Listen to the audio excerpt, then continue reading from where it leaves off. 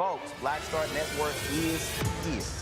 Hold no punches. I'm real revolutionary right now. Support this man, Black Media. He makes sure that our stories are told. Thank you for being the voice of Black America, Roland. Stay black. I love y'all. All momentum we have now, we have to keep this going. The video looks phenomenal. See, there's a difference between Black Star Network and Black-owned media and something like CNN. You can't be Black-owned media and be scared. It's time to be smart. Bring your eyeballs home. You dig?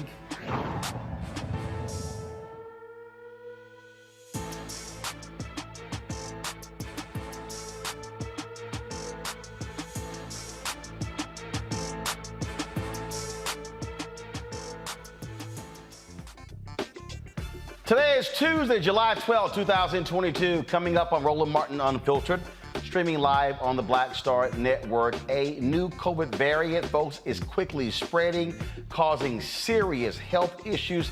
Health experts are warning the variant is more contagious than previous strains. We'll talk to an expert to talk about what you need to know regarding the BA.5 variant, folks. It is no joke. A number of people I know who came back from Essence Festival came down with COVID, and they've been having significant issues. The January 6 hearings continue today. The committee laid out the ties between Donald Trump and white extremist, white nationalist, white supremacist groups.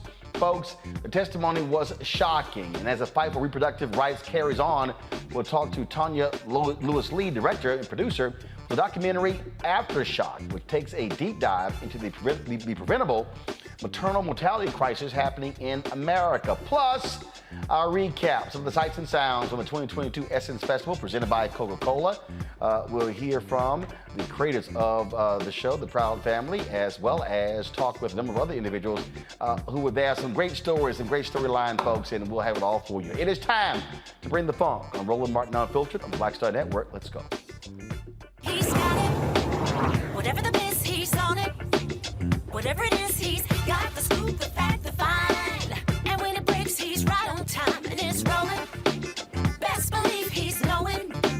Putting it down from sports to news to politics. With entertainment just for kicks, he's rolling.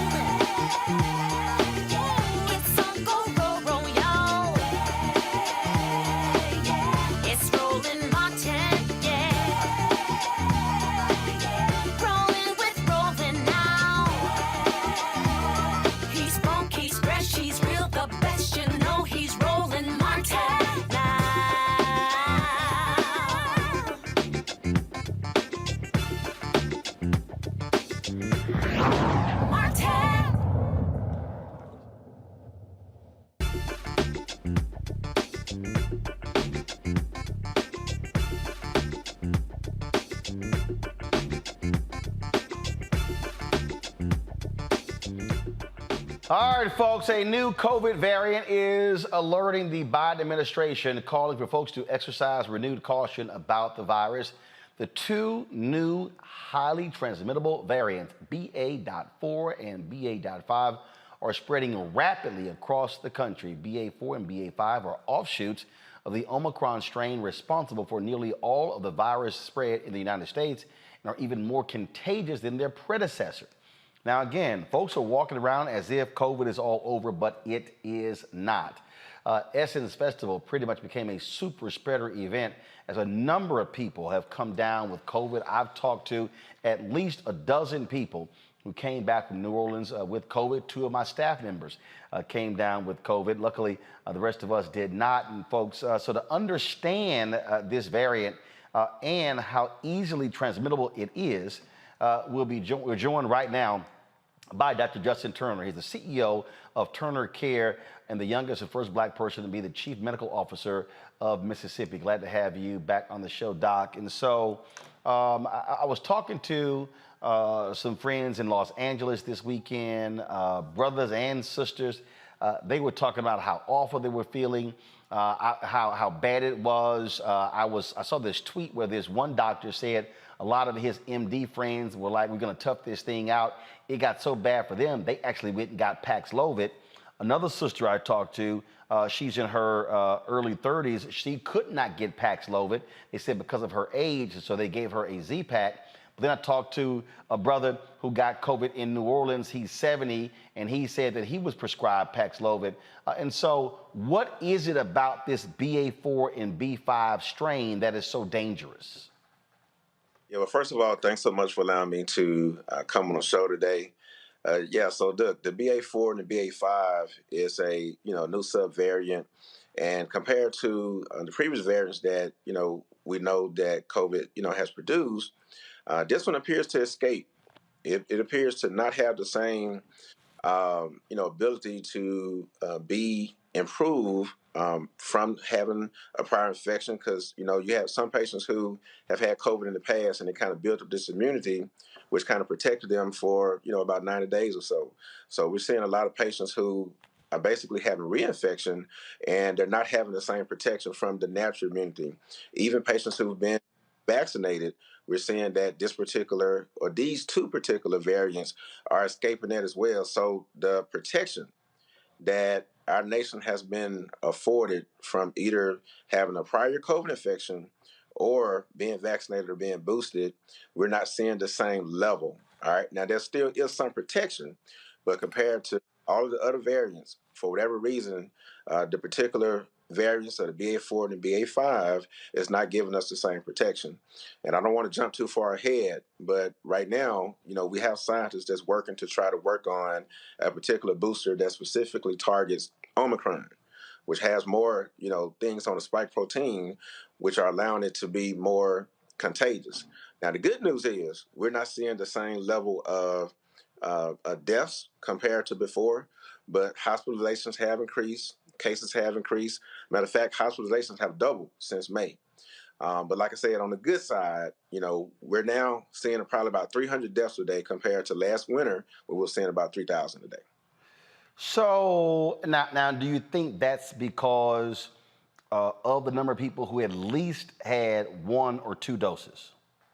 Yeah, I think the latest studies show probably about a third of the United States have had, the first booster. Now, here in Mississippi, I'm not sure how it is in other places, we don't have the same level of urgency with getting the second booster as we did with the first booster, and we're not even seeing the same, or we didn't see the same level of urgency with the first booster as we saw with the first and second vaccination. I've had some patients that say, hey, look, I think I'm gonna wait on that, I think I'll be okay. And I'm asking them, the same mindset that led you to get the first and the second vaccination, what's different about that same mindset to get boosted? Because what we do know is the current boosters that we have, it looks like the protection is only lasting about 4 months. And after about 4 months, the immunity, is appearing to wane down. And when you have new variants such as the BA4 and the BA5, which appear to be more contagious, is even more important to try to make sure that you get vaccinated. So one thing, Roland Martin, that I see is a lot of COVID fatigue. And I honestly see a lot of people who are tired. They feel as if COVID is improving or it's over. We've had like the some of the restrictions were lifted. You don't have to test in and test out going out of the country to everywhere now. You have certain things that have changed, and I think it's given a lot of people a false sense of security to think that things are over, things are better. But no, you can be tired, but COVID is not. And it's still here, and we still need to be, cautious. All right, so we don't have to be fearful, but we still need to be careful. Well, and I do think what you just described is real. Folks are kind of like, all right. I mean, once the federal judge stopped them from pushing the mask mandate on planes, folks are like, all right, I'm good. And so, I mean, I was on the plane flying back from LA on Monday. I've flown a lot in the last month, and I can tell you the number of people who are just sitting on planes like it's no big deal, no mask whatsoever. And okay, that's fine. I get it. I mean, there have been times when places where I've gone where I didn't have my mask on. I had it with me. Depending upon the groups I was with, I might put it on, I might take it off. But here's the deal. I'm talking to people, and they're talking about how sick they have gotten.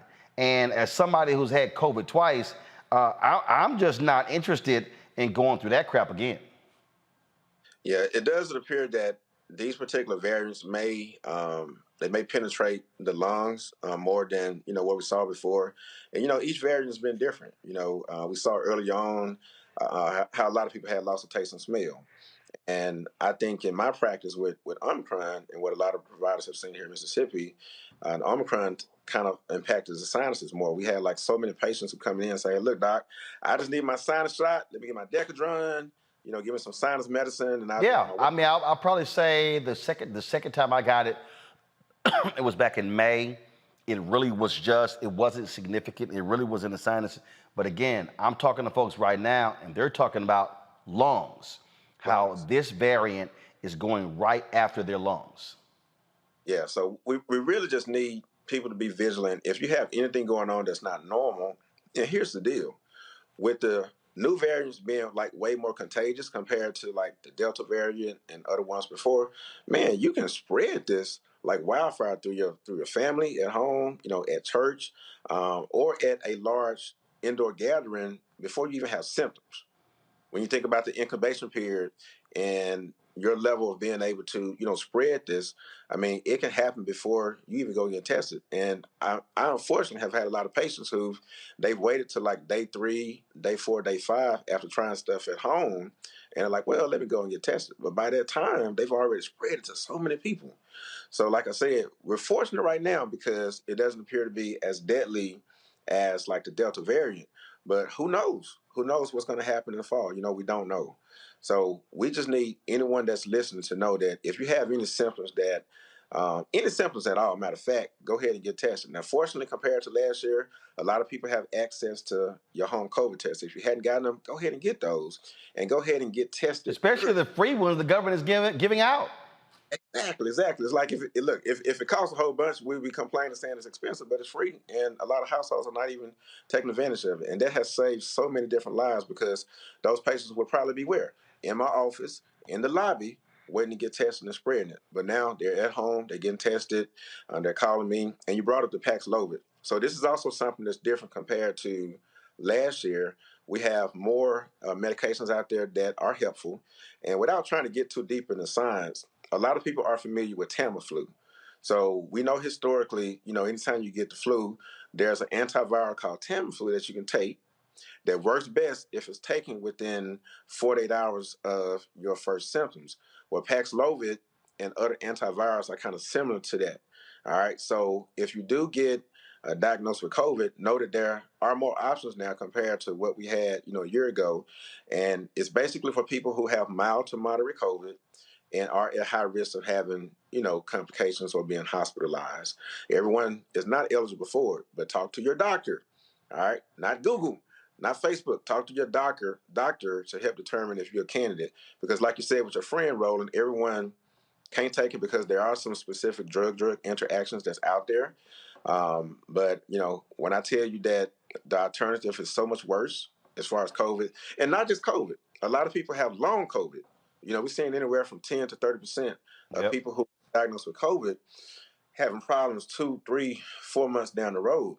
And the more you get reinfected, like studies are showing that if you get COVID a second and a third time, you are at higher risk of having long COVID down the road and brain fog. I mean, I got people that are in high functioning executive positions that's like, Doc, my clarity is not like it was before.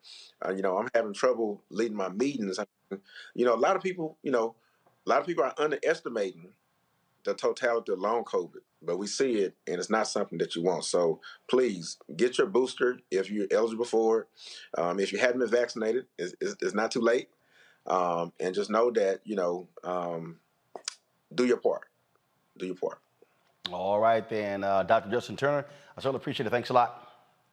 All right, have a good one. Thanks so much for having me. All right, going to bring in my, first of all, people to understand what's going on. The United States is reporting more than 90 million COVID cases and more than 1 million deaths since the pandemic start. The administration emphasizes the importance of getting booster shots and wearing masks indoors. Now, according to the organization, Our World in Data, more than 200 million people, or 67% of the eligible vaccine population, are fully vaccinated. My panel, Dr. Mustafa Santiago Ali, former senior advisor for environmental justice at the EBA, Teresa Lundy, principal founder, TML Communications, Dr. Jason Nichols, senior lecturer, African American Studies, Department of University of Maryland, College Park. Glad to have all three of you here.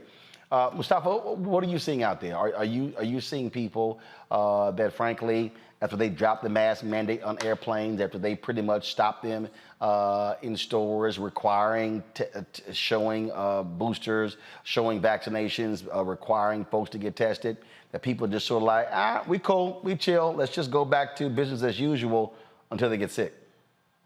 Yeah, that's exactly what's going on. Folks have gotten very lax. And, unfortunately, the folks are still playing with their lives. Yes, less people are dying because we have so many tools to actually be able to deal with the variants that are out there. But, just recently, 3 days ago, I have a good friend, her mother actually got COVID, and she's at the hospital. One of my concerns is the fact that sometimes we forget how many folks in our community died. Like about 145,000 of our folks died. And that's not even talking about all the folks who got infected.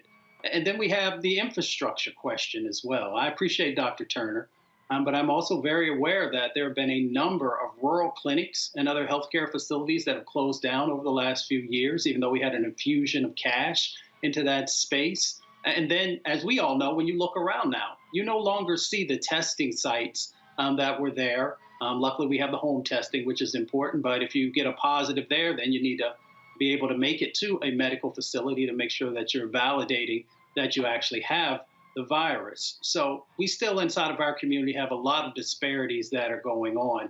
And we just need to make sure that folks pay attention. Well, last time I was on an airplane a couple of weeks ago, I guess it was sooner than a couple of weeks ago, no one was wearing a mask but two people, myself and one other person.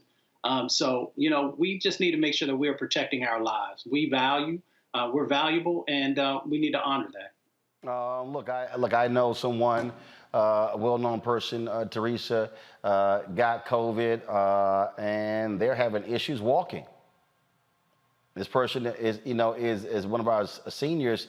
And was vaxxed and avoided for quite some time, but finally got it. Spent a week in the hospital. I keep telling people, this is not anything to play with. Yeah, if people haven't seen the signs, early on of when millions of people are dying across the globe, just because the mainstream media is not talking about it or putting it up in the lower thirds or in the midst of a television segment, that does not mean that the virus is not here and is still prevalent. So look, as I look at, the apartment building even I'm living in, and I asked them, hey, are you going to put the sign up for us to make sure we're masked up even in these closed and tight spaces? And they're, going with the same local ordinance that is saying it's not a mandate and allowing people to make their choices. But as we know, the COVID variant has been just an uncomfortable factor for people. And so sometimes that mandate does make sense. Doesn't matter how unpopular it is, but it does save lives. And so I know myself, I just made an appointment to get a dual vaccination. I'm already dual, so I guess quadruple vaccination, just to ensure to make sure that the vaccine is not wearing off. Because again, this is new information. This is the new variant, and it's carrying something that I do not know. So I'd rather just be safe in the later round. Again, Jason, give me a sense of what's happening on your college campus. Are students still taking it seriously, or are they, like a lot of other people, just, hey, strolling through like it's no big deal? So we still have an indoor mask mandate, and I walked into the building, and to be honest, Roland, I had forgotten my own mask, and so I had to go to some other office and get a mask, and then I walked into the classroom, and I'd say about half of the students were wearing masks and half of them weren't. And so I asked them about it, and a lot of them just were like, they weren't necessarily thinking about COVID or afraid of COVID. So I think we've lost a lot of the vigilance, and I think that what Dr. Turner was saying about COVID fatigue, I know physicians who are fatigued from COVID and don't want to wear masks anymore. So it's really something that I'm glad you're talking about right now, reminding us to be vigilant, because I think a lot of us have been wearing masks for a long time. The government said we don't have to wear masks, so we kind of flung them away and thought that this is over, and that's not the case.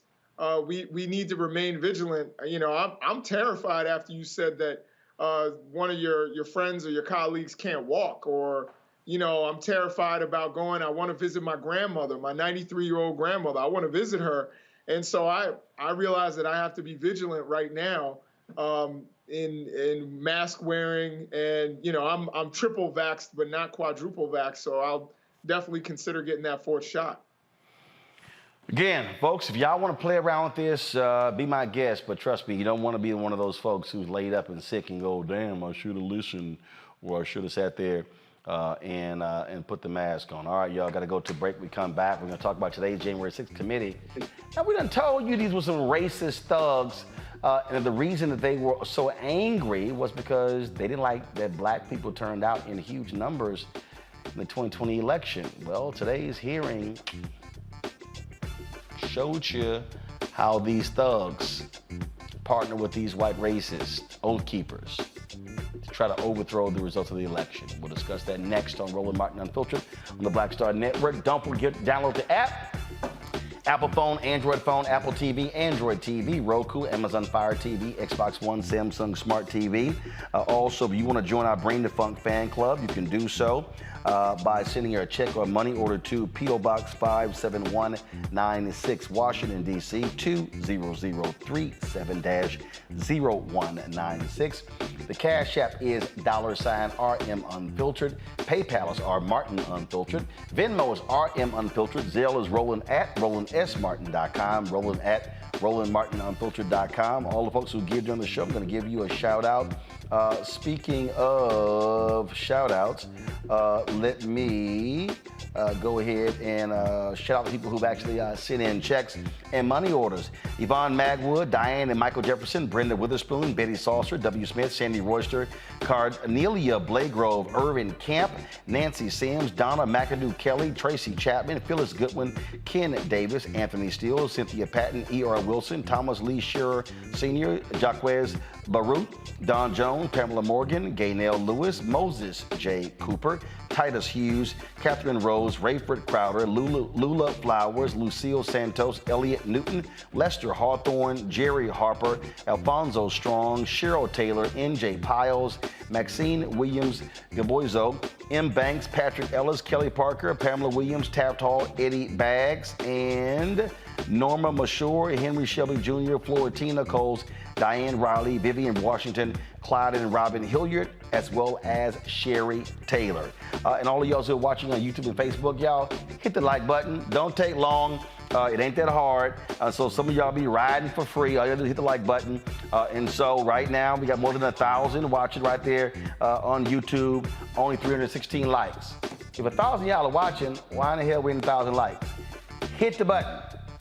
All right, let me go to the break. Back in a moment. Of course, I looked up to Spike Lee.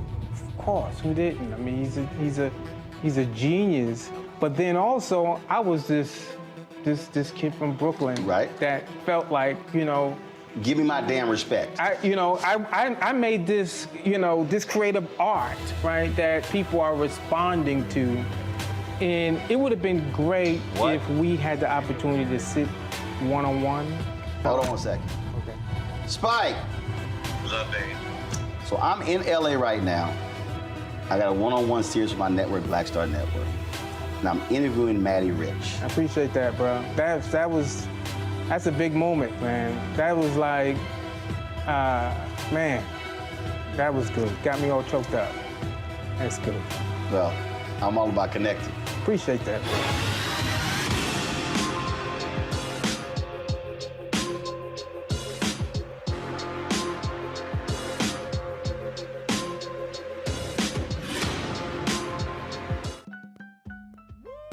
We're all impacted by the culture, whether we know it or not. From politics to music and entertainment, it's a huge part of our lives, and we're going to talk about it every day right here on The Culture with me, Faraji Muhammad, only on the Black Star Network. Hey, I'm Antonique Smith. Hello, everyone. It's Kiara Sheard. Hey, I'm Taj. I'm Coco. And I'm Lily. And we're SWV. What's up, y'all? It's Ryan Destiny, and you're watching Roland Martin Unfiltered.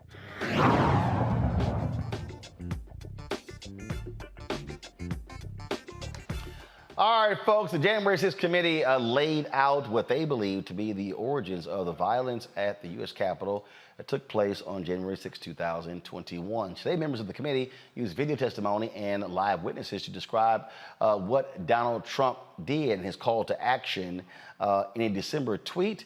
Plans by far-right white extremist groups to descend on Washington like the Oath Keepers and efforts by the White House advisors to urge Trump to drop his false claims of election fraud. The hearings began with Chairman Benny Thompson. Good afternoon. When I think about the most basic way to explain the importance of elections in the United States, there's a phrase that always comes to mind. It may sound straightforward, but it's meaningful. We settle our differences at the ballot box.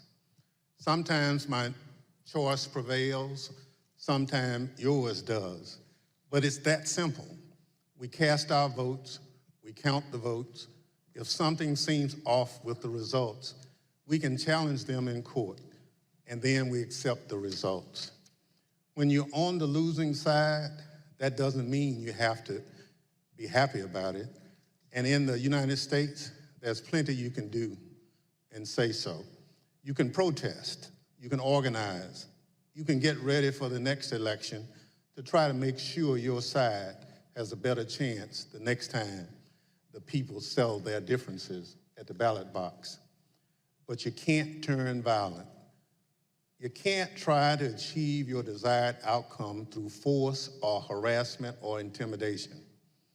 Any real leader who sees their supporters going down that path, approaching that line, has a responsibility to say, stop. We gave it our best. We came up short.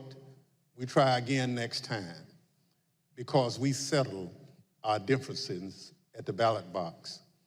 On December 14th, 2020, the presidential election was officially over. The Electoral College had cast its vote. Joe Biden was the president-elect of the United States. By that point, many of Donald Trump's supporters were already convinced that the election had been stolen, because that's what Donald Trump had been telling them. So what Donald Trump was required to do in that moment, what would have been required of any American leader, was to say, we did our best and we came up short. He went the opposite way. He seized on the anger he had already stoked among his most loyal supporters, and as they approached the line, he didn't wave them off, he urged them on. Today, the committee will explain how, as a part of his last-ditch effort to overturn the election and block the transfer of power, Donald Trump summoned a mob to Washington, D.C., and ultimately spurred that mob to wage a violent attack on our democracy. Now, you might remember, again, Donald Trump made his call to action, and it was followed and echoed by many of his nutcase followers. Saturday, December 19th, the year is 2020, and one of the most historic events in American history has just taken place. President Trump, in the early morning hours today, tweeted that he wants the American people to march on Washington, D.C. on January 6, 2021. And now Donald Trump is calling on his supporters to descend on Washington, D.C., January 6th. He is now calling on we, the people, to take action and to show our numbers. We're going to only be saved by millions of Americans moving to Washington, occupying the entire area, if necessary, storming right into the Capitol. You know, we know the rules of engagement. If you have enough people, you can push down any kind of a fence or a wall. This could be Trump's last stand. And it's a time when he has specifically called on his supporters to arrive in D.C. That's something that may actually be the big push Trump supporters need to say, this is it. It's now or never. You better understand something, son. You better understand something. Red wave, bitch. Red wave. This is going to be a red wedding going down January 6th. On that day, Trump says, show up for a protest. It's going to be wild. And based on what we've already seen from the previous events, I think Trump is absolutely correct. Motherfucker, you better look outside. You better look out January 6th. Kick that fucking door open. Look down the street. There's going to be 1 million plus geeked up armed Americans. The time for games is over. The time for action is now. Where were you when history called? Where were you when you and your children's destiny and future was on the line? We know where you were, getting ready to go to jail. Now, Congresswoman Liz Cheney, she said, can we stop this idea that Donald Trump is like a little child, didn't know what was going on? She says, nah, that thug was responsible. This appears to have changed the strategy for defending Donald Trump. Now the argument seems to be that President Trump was manipulated by others outside the administration, that he was persuaded to ignore his closest advisors, and that he was incapable of telling right from wrong. This new strategy is to try to blame only John Eastman or Sidney Powell or Congressman Scott Perry or others, and not President Trump. In this version, the president was, quote, poorly served by these outside advisors. The strategy is to blame people his advisors called, quote, the crazies for what Donald Trump did. This, of course, is nonsense. President Trump is a 76-year-old man. He is not an impressionable child. Just like everyone else in our country, he is responsible for his own actions and his own choices. More like a 76-year-old child. Now, there was a Twitter whistleblower who said, you know what? If it was anybody else but this fool, they would have been kicked off that platform. What was your gut feeling on the night of January 5th? I believe I sent a Slack message to someone that said something along the lines of, when people are shooting each other tomorrow, I will try and rest in the knowledge that we tried. And so I went to, I don't know that I slept that night, to be honest with you. I was on pins and needles because, again, for months, I had been begging and anticipating and attempting to raise the reality that if we made no intervention into what I saw occurring, people were going to die. And on January 5th, I realized no intervention was coming. And even as hard as I had tried to create one or implement one, there was nothing, and we were at the whims and the mercy of a violent crowd that was locked and loaded. And just for the record, this was content that was echoing statements by the former president, but also Proud Boys and other known violent extremist groups. Yeah. Now, folks, Congressman Jamie Raskin really sort of just laid out in full detail what was taking place leading up to January 6th, especially in this crazy nutcase meeting that took place in the White House on December 18th. The startling conclusion is this: even an agreed upon complete lack of evidence could not stop President Trump, Mark Meadows, and their allies from trying to overturn the results of a free and fair election. So let's return to that meeting at the White House on the evening of December 18. That night, a group showed up at the White House, including Sidney Powell, retired Lieutenant General Michael Flynn, and former Overstock.com CEO Patrick Byrne. After gaining access to the building from a junior White House staffer, the group made their way to the Oval Office. They were able to speak with the president by himself for some time until White House officials learned of the meeting. What ensued was a heated and profane clash between this group and President Trump's White House advisors, who traded personal insults, accusations of disloyalty to the president, and even challenges to physically fight. The meeting would last over 6 hours, beginning here in the Oval Office, moving around the West Wing, and many hours later, ending up in the president's private residence. The Select Committee has spoken with 6 of the participants, as well as staffers who could hear the screaming from outside the Oval Office. What took place next is best told in their own words, as you will see from this video. Did you believe that it was going to work, that you were going to be able to get to see the president without an appointment? I had no idea. In fact, you did get to see the president without an appointment. We did. How much time did you have alone with the president? And I say alone, you had other people with you, but right from his aides before the crowd came running? Probably no more than 10 or 15 minutes. Was in that... I bet Pat Cipollone set a new land speed record. I got a call either from Molly or Hirschman that I need to get to the Oval Office. So that was the first point that I had recognized, okay, there was nobody in there from the White House. Mark's gone. What's going on right now? I opened the door and I walked in. I saw General Flynn.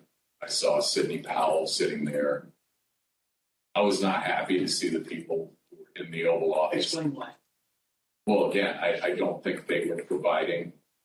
Well, first of all, the Overstock person, I've never knew who this guy was. Actually, the first thing I did, I walked in, I looked at him, and I said, "Who are you?" And he told me. I don't think any of these people were providing the president with good advice, and so I didn't understand how they had gotten in. In the short period of time that you had with the president, did he seem receptive to the presentation that you were making? He was very interested in hearing particularly about the CISA finding and the terms of 13848 that apparently nobody else had bothered to inform him of. I was asking, like, you claiming the Democrats were working with Hugo Chavez, Venezuelans, and whomever else. And at one point,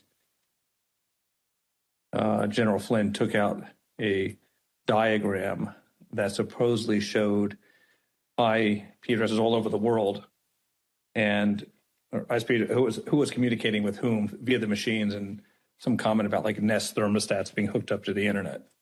So it's been reported that during this meeting, Ms. Powell talked about Dominion voting machines and made various election fraud claims that involve foreign countries such as Venezuela, Iran, and China. Is that accurate? Was the meeting tense? Oh, yeah. It was not a casual meeting. Explain. I mean, at times there were people shouting at each other, hurling insults at each other. It wasn't just sort of people sitting around on the couch like chit-chatting. Do you recall whether he raised to Ms. Powell the fact that she and the campaign had lost all of the 60 cases that they had brought in litigation? Yes, he raised that.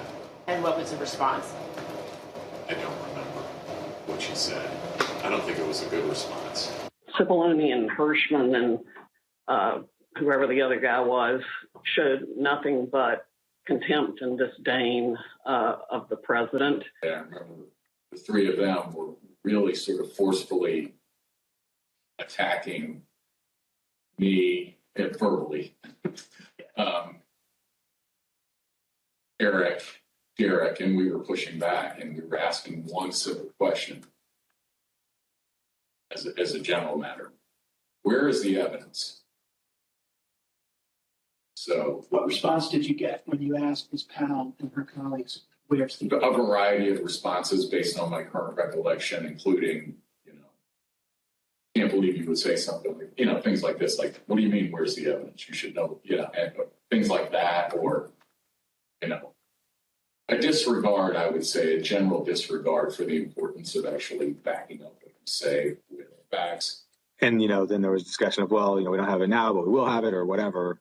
I mean, if it had been me sitting in his chair, I would have fired all of them that night and had them escorted out of the building. It's Derek and I both challenged what she was saying. And she says, well, the judges are corrupt. And I was like, everyone? Every single case that you've done in the country you guys lost, every one of them is corrupt, even the ones we appointed? And I'm being nice. I was much more harsh to her. So one of the other things that's been reported that was said during this meeting was that President Trump told White House lawyers, Mr. Hirschman and Mr. Cipollone, that they weren't offering him any solutions, but Ms. Powell and others were. So why not try what Ms. Powell and others were proposing? Do you remember anything along those lines being said by President Trump? I do. That sounds right.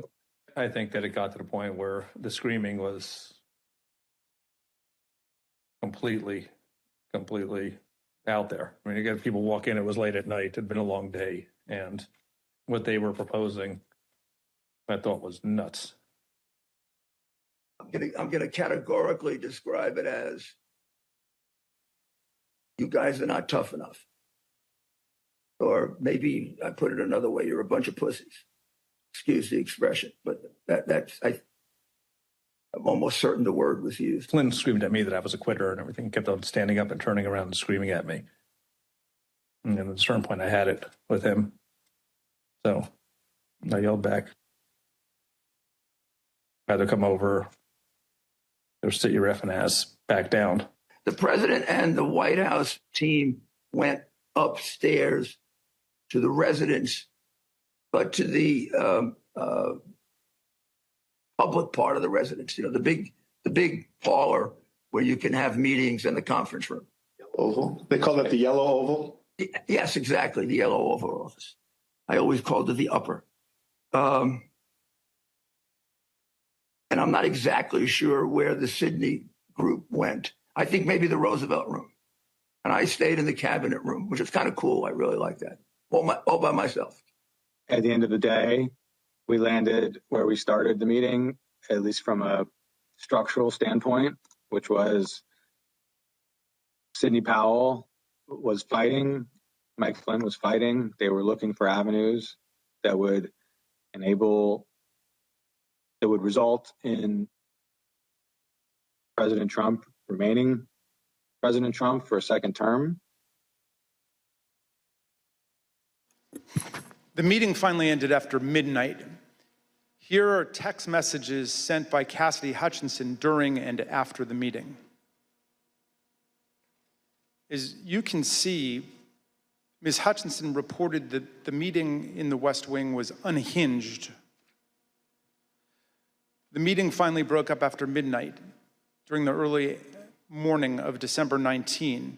Cassidy Hutchinson captured the moment of Mark Meadows escorting Rudy Giuliani off the White House grounds to, quote, make sure he didn't wander back into the mansion.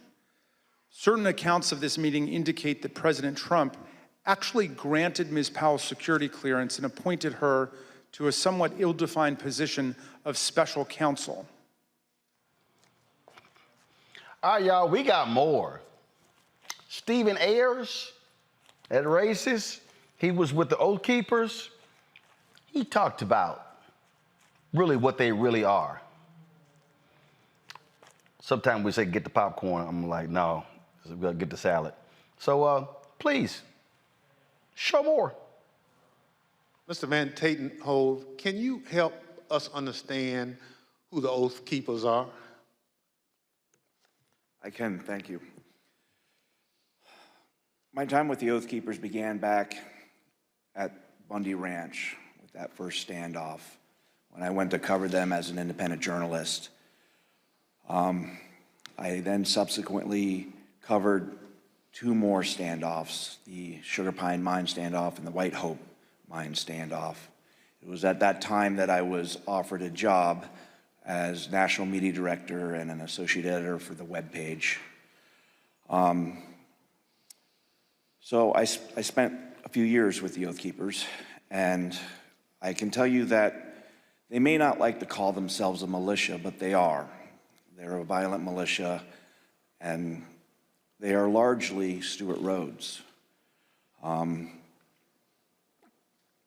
I think, rather than try to use words, I think the best illustration for what the Oath Keepers are happened January 6th, when we saw that stacked military formation going up the stairs of our Capitol. I saw radicalization that started with my beginning of my time with them and continued over a period of time as the member base and who it was that Stewart Rhodes was courting drifted further and further right into the alt-right world, into white nationalists, and even straight up racists. And it came to a point where I could no longer continue to work for them. But the Oath Keepers are a dangerous militia that is in large part fed by the ego and drive of Stewart Rhodes, who at times seemed to see himself as this paramilitary leader. I think that drove a lot of it. So, in my opinion, the Oath Keepers are a very dangerous organization. Well, thank you very much. So Brad Parscale, who ran Donald Trump's little campaign, he was texting a little shoplifter, Katrina Pierce, you know, the crazy black woman. If you want to see how they really feel about letting that fool get in the White House, listen to how they broke down what he tweeted, what he texted. Trump's former manager, Brad Parscale, recognized the impact of the speech immediately. And this is what he said on January 6th in excerpts from text messages to Katrina Pearson. Mr. Parscale said, quote, "This is about Trump pushing for uncertainty in our country, a sitting president asking for civil war." And then when he said, "This week I feel guilty for helping him win," Katrina Pearson responded, "You did what you felt right at the time, and therefore it was right." Mr. Parscale added, "Yeah, but a woman is dead. And yeah, if I was Trump and I knew my rhetoric killed someone." When Ms. Pearson replied, "It wasn't the rhetoric," Mr. Parscale said, "Katrina, yes, it was." Thank you, Mr. Chairman. I yield back. President Trump's former campaign manager, Brad Parscale, recognized the impact of the speech immediately. And this is what he said on January 6th in excerpts from text messages to Katrina Pearson. Jason, any Republican who continues to stand with this man is an absolute idiot and, frankly, a traitor to the country.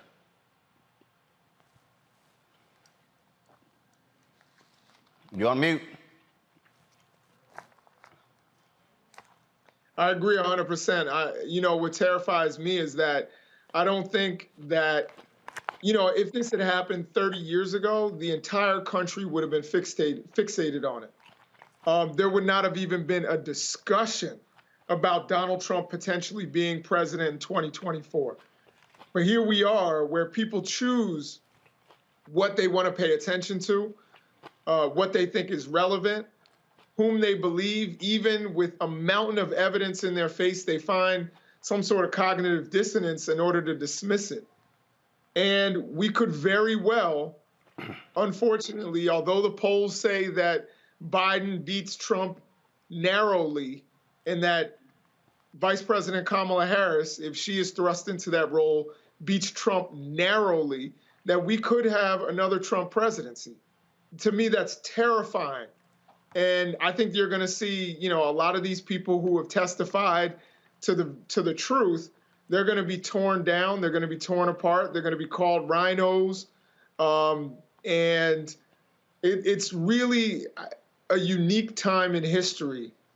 And I don't know exactly what the future holds, but it's terrifying that people aren't paying attention to this. I think you are. I think I am. I think the other panelists are. I think your viewers are.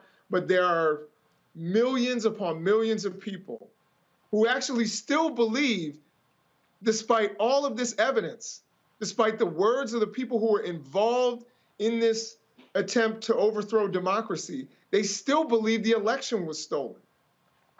I don't know what the answer to that is. And that's what's terrifying as an American. Well, Teresa, the only way you deal with that is for the Attorney General, Merrick Garland, to begin to indict folks, including Donald Trump, and hopefully that this grand jury in Atlanta will indict him, indict Lindsey Graham and others who chose to overthrow the election because they were pissed off that black people voted in Atlanta, Philadelphia, Milwaukee, and Detroit.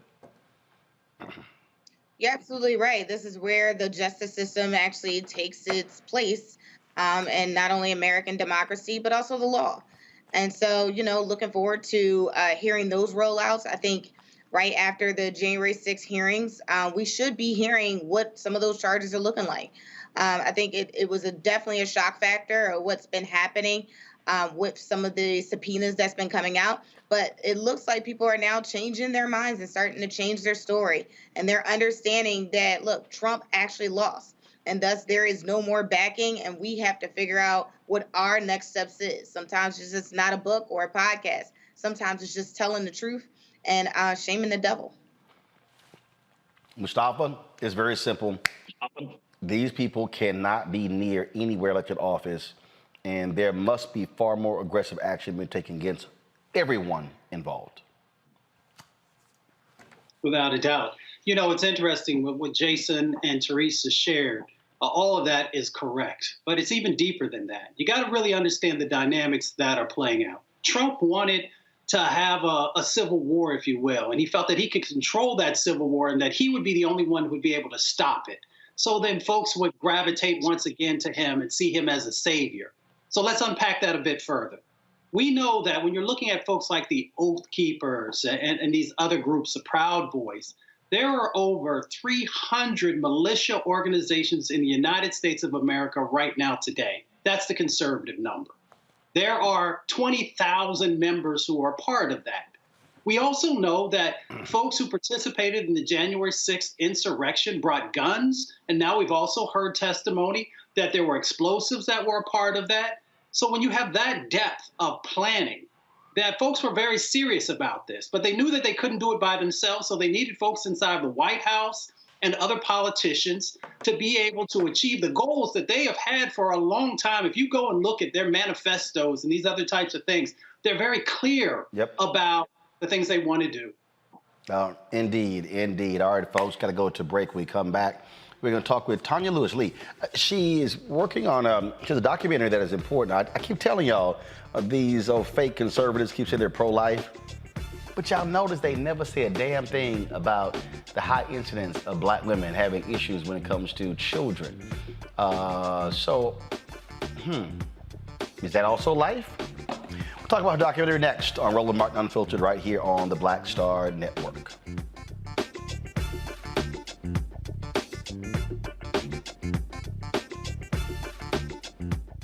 Hi, Hi, I'm Dr. Jackie Hood Martin, and I have a question for you. Ever feel as if your life is teetering and the weight and pressure of the world is consistently on your shoulders? Well, let me tell you, living a balanced life isn't easy. Join me each Tuesday on Black Star Network for A Balanced Life with Dr. Jackie.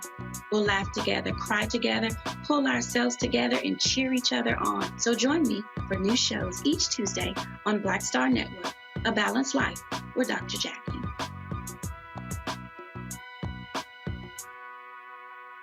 Pull up a chair, take your seat. The Black Tape with me, Dr. Greg Carr, here on the Black Star Network. Every week, we'll take a deeper dive into the world we're living in. Join the conversation only on the Black Star Network. I'm Deion Cole, and you're watching Roland Martin Unfiltered. Stay woke.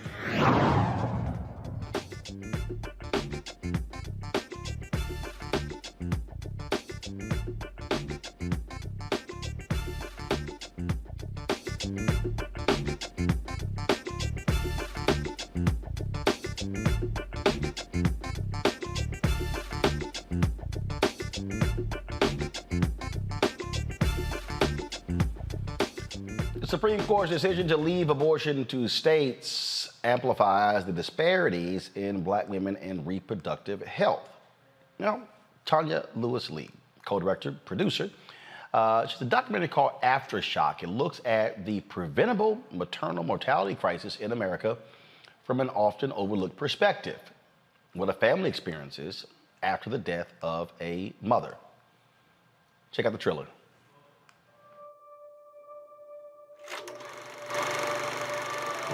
My daughter's story is loud, colorful, and artful. It's a girl! She was awake, aware, and active. And yet she still died.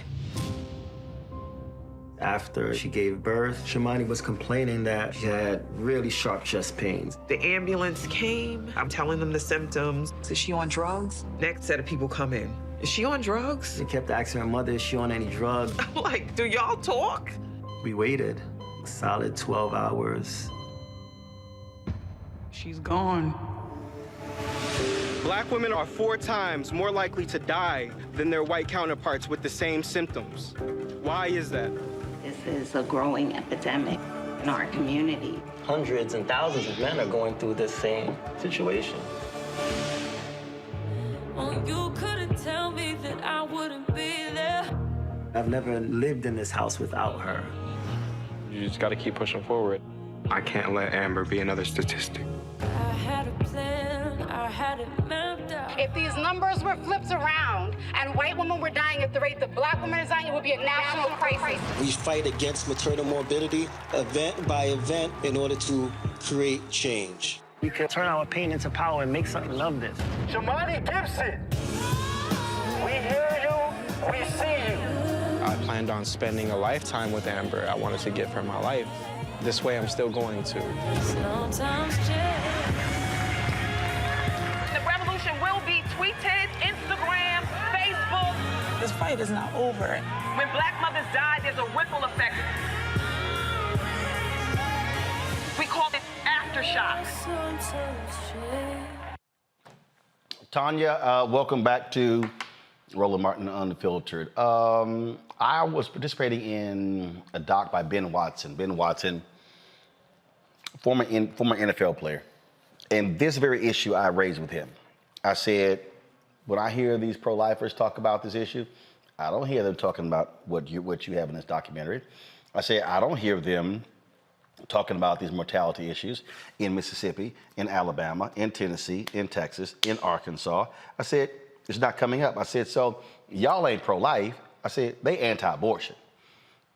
And I challenged Eric Erickson on this very issue on Twitter as well. I was like, Eric, please let me know what all of you conservatives, all of you Christian conservatives are going to be talking about Black women and the issues they're having when it comes to childbirth. Why y'all so quiet? No response. Not a surprise. I mean, and it's so disappointing. I mean, you look at the Black maternal rate here in the United States, Black women dying 3 to 4 times the rate of white women, but white women really not doing that well compared to their counterparts in European countries. And Roland, when you talk about the pro-life people, I mean, the infant mortality rate is an abomination in this country. Black babies dying at 3 to 4 times the rate of white babies. Where are they in that conversation? So what are they talking about really when they're talking about life? This is life. Mothers being healthy and being supported when they give birth, having the best health care possible. Because if you're really worried about a baby, you need to be worried about the health of a mother and the health of a woman. When we look at these stories here, were cameras, I was seeing footage here, were cameras embedded with some of these families where eventually the mom died, or were you using archival footage that they shot? How was this put together? Yeah, it was. We had the good fortune that Shamani Gibson passed away in October 2019, and her sister is an aspiring filmmaker, and so she just filmed the family on a day-to-day regular basis. So we had amazing archival footage from Shamani, thanks to Jasmine, and we had a little bit from Bruce as well. But it's interesting you ask about cameras because we did shoot this during COVID as well. And so, you know, we did end up giving iPhones to Omari, Bruce, and Shawnee to film themselves when we couldn't be out there working. That was a Senate Judiciary Committee hearing today that dealt with the issue of abortion. And during that hearing, Senator Cory Booker actually raised this very issue about the lack of attention when it comes to maternal health care. Folks, roll it. Many of the states moving to create the most restrictive bans on abortion are the very states that aren't doing the things that are obvious to lower the rates of maternal death, like expanding Medicaid. And so this argument that they value life by not providing access to contraception, by not expanding Medicaid, their states have some of the worst records for women dying and pregnancy-related causes. It seems rank hypocrisy to me, and especially as it affects African-American women who die 3 times more. And all of those Republicans on the panel were silent.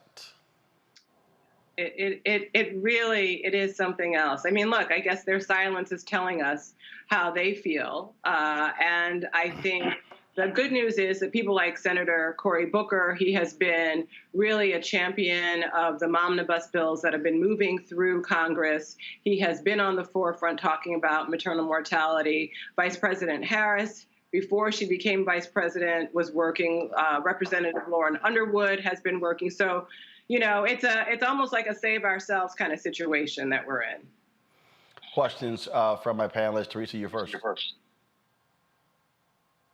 Yeah, thank you so much for bringing this one to the world. I think it has been brought to some people's attention, but keeping it out there is definitely something that has to be done. So I think one of my questions is, you know, what can we do, one, to support this project? And it looks like July 19th is when it premieres. So, you know, tell us about, you know, what maybe the rollout looks like. Yeah, thank you for that. And look, I agree. It's important that we keep the conversation going so people know. But I want to say the film is also about solutions. It's not just about telling us that there is a problem. There is a problem, but there are solutions to this problem. There are things that we can do to bring down the U.S. maternal mortality rate, which is discussed in the film. So July 19th, the film comes out on Hulu, so I hope people watch. I hope there's lots of conversation. Bruce McIntyre and Omari Maynard, who are featured in the film, they are the partners of 2 women who have passed away, are activated, doing amazing work in our community. And if you go to our website, aftershockdocumentary.com, you can find a link to Save a Rose Foundation and the ARIA Foundation to support the wonderful community work that they're doing to improve birth outcomes for everyone. Jason. Yes, again, thank you so much for doing this. And I guess I want to kind of ask a little bit about the organizations that are involved in this work. Are you finding that they're having fundraising trouble, and are they, you're starting to get the message out there farther? But how is it in terms of functionally moving this movement forward? Because I think a lot of Americans may not be aware of it.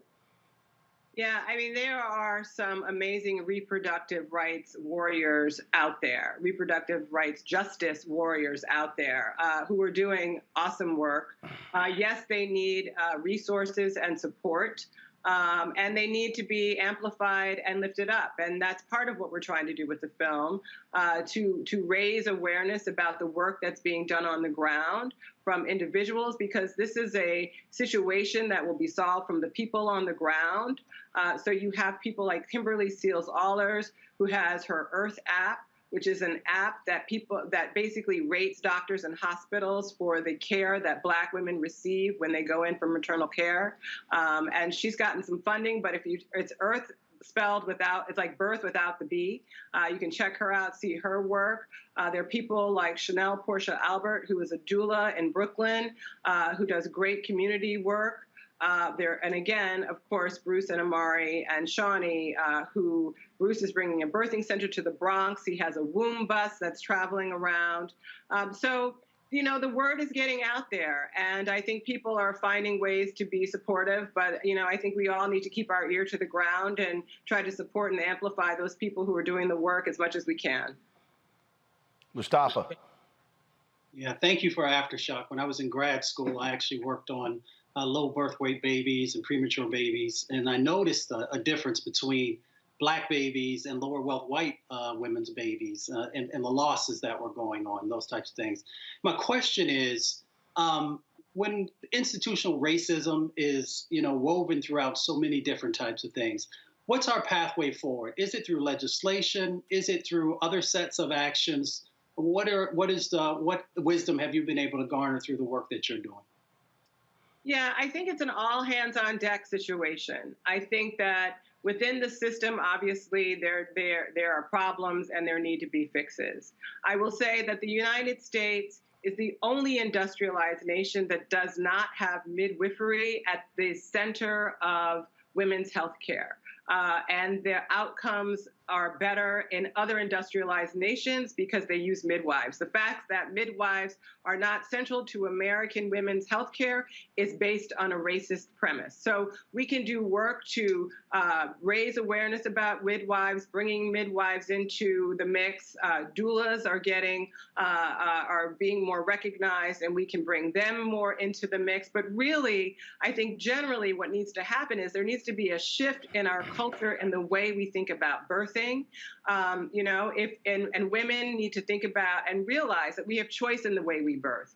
You don't have to birth in a hospital, but if you want to birth in the hospital and that's where you feel like you want to be, in a hospital with a doctor, you should have the choice to be able to do that. If you want to birth in a birthing center with a midwife and a doula, you should be able to do that. If you want to birth at home with a midwife and a doula and a doctor on call, you should be able to do that. So I think it's about how we really think about birth in this country and figure out how we bring more doulas, midwives, and quite frankly, Black doulas, Black midwives, and Black OBs into the workforce. All right. Again, it premieres Tuesday, July 19th on Onyx Hulu. And so we certainly appreciate Tonya Lewis Lee for joining us. Always good to see you. Always great to see you too, Roland. Thank you so much. All right, take care. All right, folks, got to go to a break. More on Roland Martin Unfiltered when we return. Don't forget, you can support us in what we do. Download the Black Star Network app. All platforms, Apple TV, Android TV, Apple TV, Android TV, Apple phone, Android phone, Roku, Amazon Fire TV, Xbox One, Samsung Smart TV. And of course, you can join our Bring the Funk fan club where your dollars go to support this show and what we do. Check some money orders. Go to P.O. Box 57196, Washington, D.C. 20037-0196. The Cash App is $RM Unfiltered. PayPal is R Martin Unfiltered. Venmo is RM Unfiltered. Zelle is RolandSMartin.com.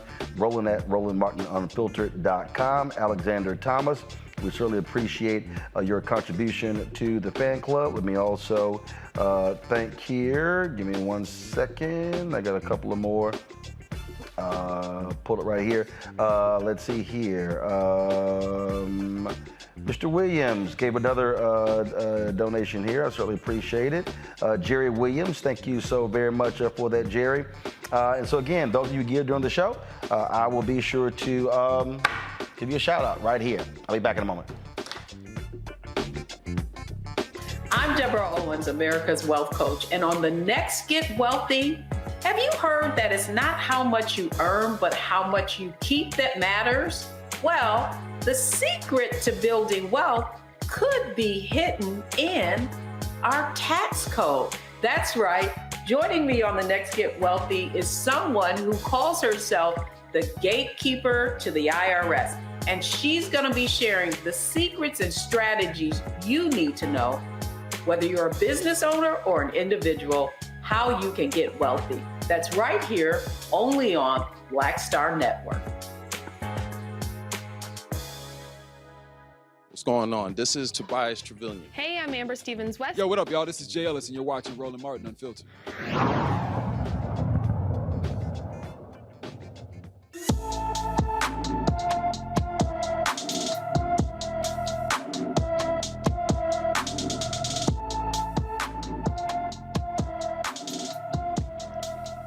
All right, folks, Jeanette Miller has been missing from Houston since July 2nd. The 15-year-old is 5 feet 3 inches tall, weighs 120 pounds, with black hair and brown eyes. Jeanette wears braces, has a nose piercing, and has a tattoo on her left upper chest of 382814. Anyone with information about Jeanette Miller should please call the Harris County Sheriff's Office at 713-221-6000. Again, 713-221-6000. Buffalo's Tops grocery store will reopen to the public this week for the first time since the mass shooting that killed 10 people in May. Company officials will have a moment of silence and prayer on Thursday, exactly 2 months from the day of the mass shooting, to honor the victims and employees who were impacted. The company's president ordered the store emptied of its products and equipment. The store will officially reopen its doors with a different look and feel on Friday. Store employees who do not feel comfortable returning to the Jefferson Avenue location will have the option to relocate to a different store. It's a hard call. We saw Teresa after Sandy Hook, where they literally tore down that particular school and had it rebuilt. The issue you have here is it's a food desert. And so, in your mind, should that store reopen? As in, again, in the same, like literally it's the same building, it's the same everything. So your thoughts on that? Absolutely. It's already zoned as a supermarket. A tragedy happened. It's unfortunate that it happened. I think the moment of silence is the right thing to do. But again, we have to think about rebuilding, changing, and solutions. And part of it is we got to make sure that people don't starve, but we're also very cognitive of the situation that happened. And so, look, sometimes we need to memorialize, some of these situations in order to find better solutions to some of these problems. So yes, the supermarket should stay there, but people should, hopefully it comes to be maybe a time for unification as well. Jason.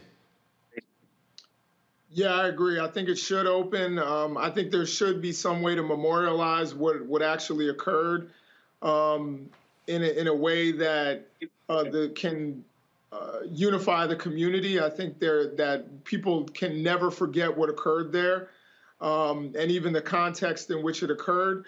But I also think that people need a place to work. People need a place to be able to get their food, and we need to show the resolve that these people can't stop us. So I think it's important to reopen the store, allow for people to be able to get their groceries, but also remember always what occurred there. Mustafa. I would just add a couple of things. One, I hope that they continue to make sure that there's support, mental health support, not only for the folks who work in the store, but also for the surrounding community that also had to deal with the tragedy and the trauma. And then I also hope that they make sure there's a much stronger security, both in whether it's in the parking lot or inside. I think that may also help folks to feel more secure and safe in coming back. All right, folks, in Georgia, a black man is seeking legal action against police who attacked him with a canine. I warn you, the video you're about to see is graphic and disturbing. It came from the body camera footage of one of the cops. Travis Moya suffered 40 bite wounds and a concussion at the hands of Alpharetta police last July. Moya's wife, Cami, called 911 for a mental health crisis incorrectly flagged for domestic violence. Moya was arrested for felony obstruction and was taken to a hospital before being booked into the Fulton County Jail. Moya's charges were dropped on June 29th. Moya alleges that he has been unable to get a job because of the charge and faces emotional and physical distress. Moya's attorney, L. Chris Stewart, is seeking damages from the Alpharetta Police Department on his behalf for the wrongful arrest and assault. I'm just quite trying to understand here. I'm looking at here 1, 2, 3 cops dealing with him. Mustafa, why in the hell would you need a canine sitting here ripping at this man, and his fourth cop is literally, I'm looking at 3 cops. 3 cops. You know, as we've often shared on this show, everybody shouldn't be a police officer, and this is an example once again. So one, the canine officer, if he had the proper training, he knows the commands to actually get the dog to stop. First of all, he shouldn't have had the dog that close. He didn't need to be that close to the brother who's right there. And then you also know that we've talked about that there are other police departments across the country who make sure that they have, you know, someone who's there with a psychological background, a social work background for these types of things. Yes, that was, you know, put into the system incorrectly, but I'm sure that the sister shared with them what the issue was, and that it wasn't a domestic abuse thing. This is so reminiscent also, especially there in Georgia, of how those German shepherds used to attack our folks during the civil rights movement. So there are all these different dynamics, but it all goes back to these police officers. I'm not even going to say they don't have the proper training. They haven't followed the procedures that they're supposed to follow in that type of a situation. So it's crazy, Jason. You got 3 cops that got this guy on the ground, 3 cops are trying to handcuff him, and you need a dog to sit here and almost rip the guy's shoulder out. Yeah, it absolutely makes no sense. I don't. First of all, I want to echo everything that Mustafa said, particularly about mental health services, about police officers who are not trained to deal with these types of situations where someone is having a mental health crisis. You need to have someone on scene who can deal with that kind of crisis. And yes, we do recognize that it was put in the system the wrong way, but they could recognize once they got there that that was the situation. I think that this is a training issue, not only for the officer and also for the dog. It looks to me, I'm not certain, but it looks as if he's trying to get the dog off of the man, but he can't do it. And so if that's the case, and your dog is not well trained, and the officer is not trained in the commands, then you've got a training issue. So I think that, you know, this is just problematic on so many different levels. I hope that that family is compensated the way that they need to be compensated, and that the proper changes are made in that police department. Teresa? I'm just so disgusted. Like, every time you guys keep showing this video, I'm getting disgusted by the second. It is so just distasteful. You know, it seems like we don't want to go back to this motive of defunding the police, but we want to go back to the notion of national training across the board, from the canines to the police officers, and say, listen, you're not getting another dime until you start obeying the law, until you start obeying common practices and actually common decency. half the time when police officers are showing up to your door, you're afraid. And really, it should be a feeling of mediation or some sort of solutions. But people are not feeling that. They're feeling fearful, and thus they're running. And because they're running, they're now getting shot 60 times. So it's just, it's just, I don't know. So now we got to say canines that are in police training now to get trained. So it's just one thing after the other. It's just a horrible situation. It is. All right, folks, the Pennsylvania town that hired the cop who killed Tamir Rice did not conduct a background check before giving Timothy Loman the job. Pennsylvania Attorney General Josh Shapiro said the Tioga Borough president violated Act 557, a law passed after the death of George Floyd to address the issue of officers fired for misconduct from getting rehired in a different jurisdiction. Shapiro stated that failure to run this required check erodes the public's faith in your leadership and the public's trust in the officer you ultimately select. Loman resigned from his role as Tioga's lone police officer on Thursday after being sworn in on Tuesday due to the various pressure. Well, thank goodness for that. And here's my whole deal. What's the repercussions, Teresa, for folks just ignoring the law? Well, it's interesting. The folks that are ignoring the law is the law. So, okay. Yeah, look, Josh Shapiro made a right call, but how many other calls, where individuals seem like they're just getting by on the buddy system that are in these police uniforms or in uniform in general without background checks. They say background checks are mandatory. It needs to start with inside the institution and not found out later down the line when an issue happens. Jason? Yeah, I mean, this is kind of typical, and glad that it was caught. Police officers who commit crimes should not be able to leave and go a county over, 2 counties over, and get rehired. And to me, that we can sit here and say Josh Shapiro did the right thing, but I think that there should be something that should flag those kinds of issues before they even occur, so that the guy never gets sworn in. I mean, he got sworn in. He was in there for 48 hours. Who knows, what kind of damage could have been done even in that short amount of time. So we need to flag these kinds of things before they actually happen. Mustafa? They should do a background check across the country for everyone who's in law enforcement. And the reason for that is that they literally have your life in their hands each and every day. If you're a federal employee, you got to go through a background check. If they find out something, then that means you no longer get that job. So if we want to be able to have trust in law enforcement, then that means we have to be able to trust that folks have done the proper due diligence to make sure that these individuals are fit for that job. Agree 100%. Mustafa, Teresa, and Jason, I appreciate all three of you being on our panel today. Thank you so very much. Folks, coming up next, we will have our Essence recap. Talk with Tammy Roman about her new show. Also, Critter Fixers, show on National Geographic. We'll also hear from a number of others. Folks, there's all kind of stuff we were able to capture there, and so we got it for you. Coming up next, hey, on YouTube, y'all, hit the like button. Okay, while we're at 845 likes, we should easily be at 1,000. This ain't that hard. Just click like. That's all you gotta do. Facebook Facebook do the exact same thing, like and share. All right, folks, going to a break. I'll be right back on Roland Martin Unfiltered on the Black Star Network.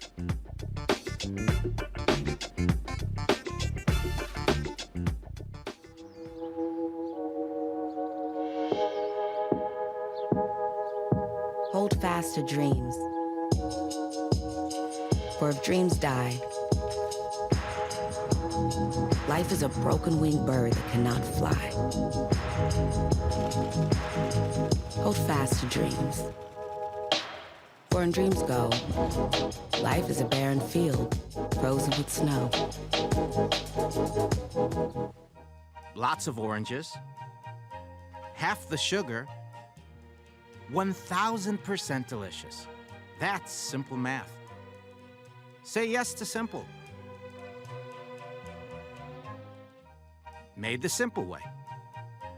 With real lemon juice, 75% less sugar, and Say yes to simple.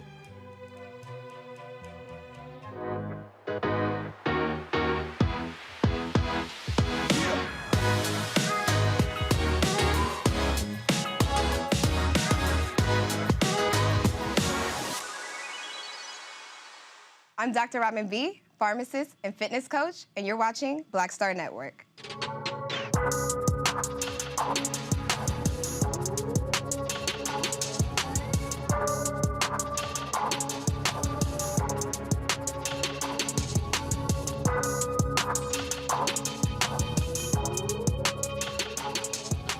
Folks, in New Orleans at Essence Festival 2022, we caught up with the creators of the animated series, The Proud Family, as they talked about the importance of being able to create this Black animated show, but also how they were able to empower Black people behind the scenes in the largely white world of animation.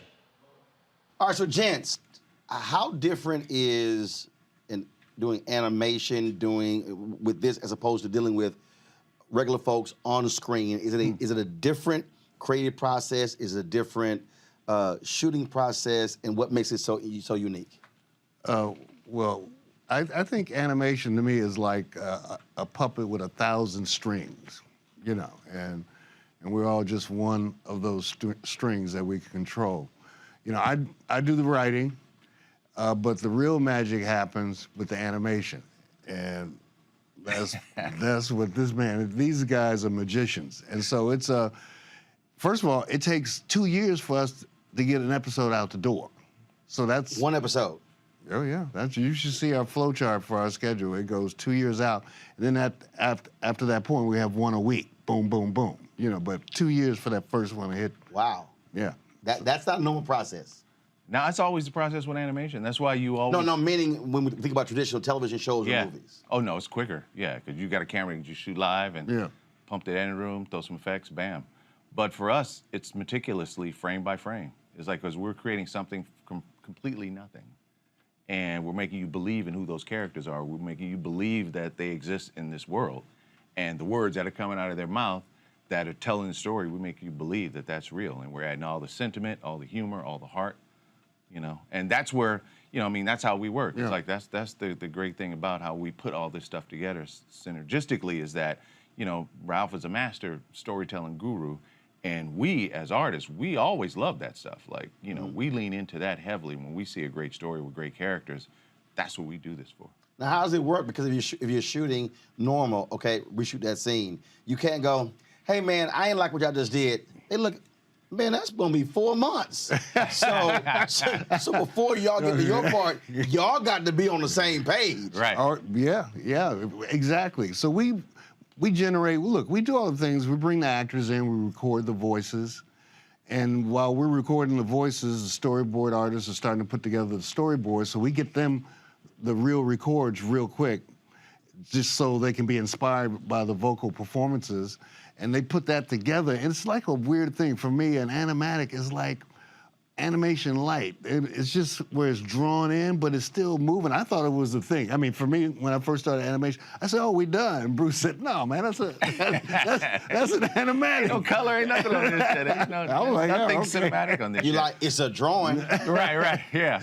But that was cool, that the fact that Ralph could actually watch that animatic and get the whole show from that. Because sometimes animatics don't deliver that.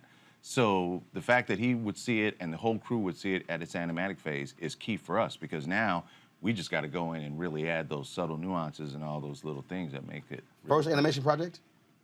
This Proud Family was in 2001 when we first did the show, and actually we started in the late 1990s discussing it. It's the first time I've ever done animation.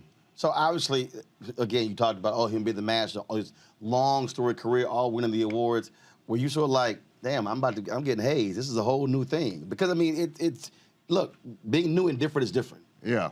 Well, it was new because coming from live action, I'm used to, you know, write the script, we talk to the actors and make it happen. So, but in animation, like I said, we write it, but really the majority of the work takes place with the animators. And animation and writers have had a division over the years. It goes back to Walt Disney. The reason why, you know, there's two different unions, because animators traditionally would write their own script. Right. You know, and so it was just a different process. Right. And so now we're coming in with sitcom writers, myself and my staff, and animators, and so there was a little bit of friction because we're going like, it should be this way, and people going, we don't care about the words. We're doing it this way. Yeah, there was some furniture moving the first season. Proud Family back in 2001. Y'all need to call a Young or Bishop Jakes in. We need to drop some sage in the room. We're like, all right, let's start over, guys. But no, that was the beauty of it. I mean, for me, that's the reason why I wanted Ralph on this, because he had never done this before. So it's going to be a brand new process that I knew was a necessary injection to really make this show authentic and breathe to our people. Right. Because, it's like Ralph has worked on projects that we know, that is pure blackness in the community. And I didn't want anything less. I mean, I wanted this show to breathe and read to us pure and authentic and real. All right. We can leave it there. We keep it black. Hey, man. Keep it black. It's a FUBU production. It's a for us, by us production. And so, you got black folks everywhere. Behind the mic, and also the animation piece. That was key. That was key. When we first staffed up for this version of the show, we knew that there aren't a lot of black artists in this business that fulfill every part of the process. So we had to pull people from rocks and give people their first opportunity. Awesome. So, I mean, we've got so we set the stage with Ralph's writing room at first. It's probably the most diverse writing room in Hollywood, especially in the animation business. Let me just stay there. There's nothing blacker than our room. Right. So then we had to install the directors, and we gave opportunities to 2 black female directors. All right. And that doesn't exist in the animation side of the business. 2 of them, the unicorns, exist on our show. Yeah. And so from every process on down, we made sure we put a person of color to actually carry through this process, because they could identify, how the story being told and the subtleties and the nuances and the specificity that really allow us to tell the right story. And even beyond, the first time we're doing this series about a 12-year-old, first time around 12-year-old black girl, right? Me and Bruce, we fit the profile for that, right? So this time we're coming back, we aged up the character to 14, and we just brought in a lot of black women to inform the process. In the writer's room, the directors, the 2 black women are directors, it just doesn't exist in this business. Gotcha. Animation is far behind live action. I was sitting, when I first came over there, I was sitting in the cafeteria. I'm sitting there eating, I started looking around. I said, I'm the only black person in here. Right, that's new for you. You I ain't had this in a while. Come on, this is, 2019. I've never actually ever experienced that ever. Right. I mean, even back in the dark days, it wasn't that bad. Wow. And it's that's what it was about. Every time Bruce and I get in the elevator, say, what show are you doing? I said, I'm doing Big Hero 6. Yeah, we're doing it. I said, no, Proud Family. Yeah, they do right away. They do. Proud Family. Only black folks up there.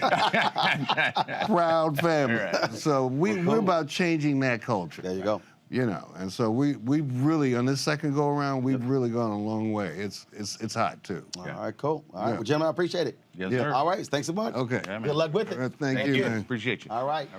All right, folks. Tammy Roman, you know her from various reality shows, but also from being an actress. She has a new show that's dealing with folks who cheat. We got a chance to chat with her in the Coca-Cola lounge at the convention center. Here's what she told me about her new show. Tammy, what up? How you rolling? What's going on? I feel like I haven't seen you in forever. Yes, it's been way too long. And of course, I still remember me, you, and Elise in Miami for the TV One deal. Yes, at ABFF. he wears his ascot.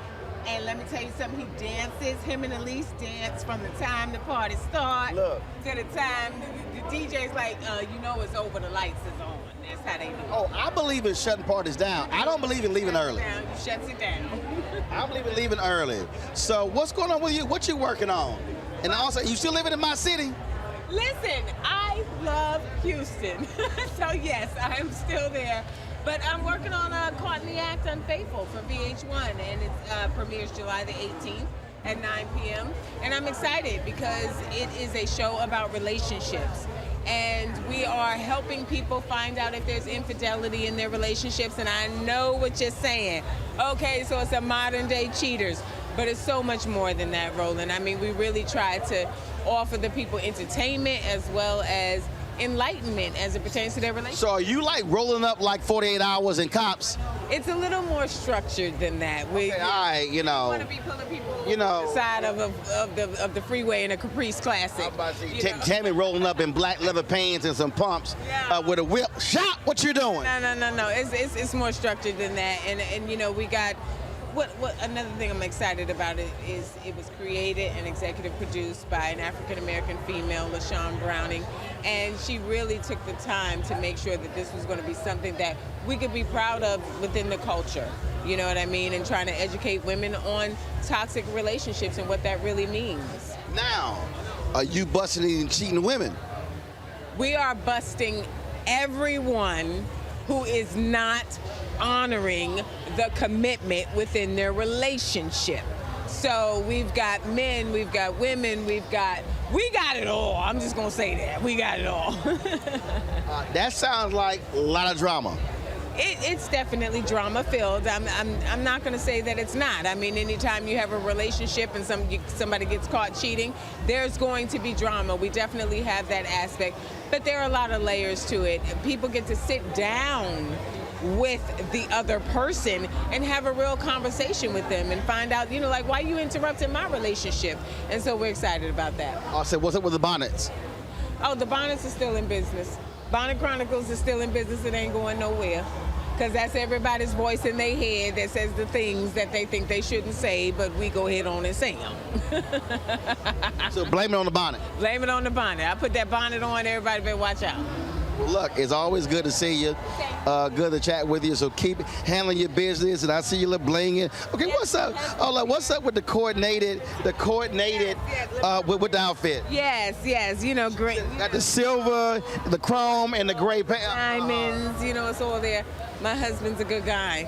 Oh, all right, sounds good. All right, always good to see you, baby. Same here, Roland. I appreciate you so much.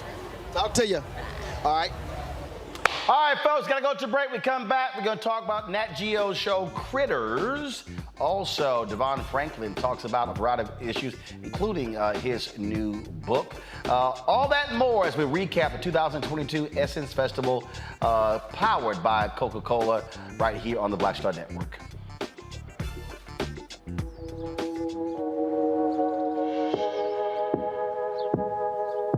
Hold fast to dreams.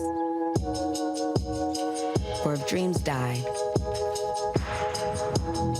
life is a broken-winged bird that cannot fly. Hold fast to dreams. For when dreams go, life is a barren field, frozen with snow. Lots of oranges, half the sugar, 1,000% delicious. That's simple math. Say yes to simple. Made the simple way. With real lemon juice, 75% less sugar, and say yes to simple.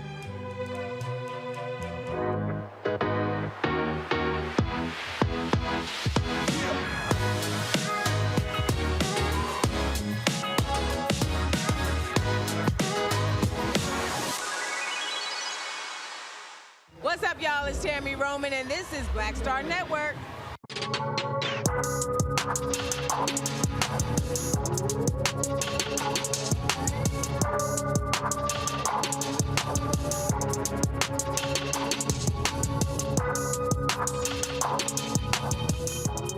All right, y'all, I don't have any animals at home, but a lot of y'all do, and there's a Nat Geo show called Critter Fixers. Faith Daniels, who handles social media for HBCU League Pass, she was a correspondent with us in New Orleans at Essence, and she had a chance to talk with the host of that Nat Geo show. Hello, everyone. It's Faith Daniels, and I am here with the Critter Fixers, Dr. Venara Hodges. And I'm Dr. Terrence Ferguson. How are you guys doing today? Fantastic. Doing great. So I heard you guys are HBCU grads. Rep your hoods. Fort Valley all day. And Tuskegee University School of Veterinary Medicine. So what made you choose Fort Valley and Tuskegee? Well, I mean, we always, like HBCUs, and, I'll be honest, I wasn't smart like this guy, so I had okay grades, so I kind of wanted to stay close to home. I'm from Fort Valley, and, they gave me a chance.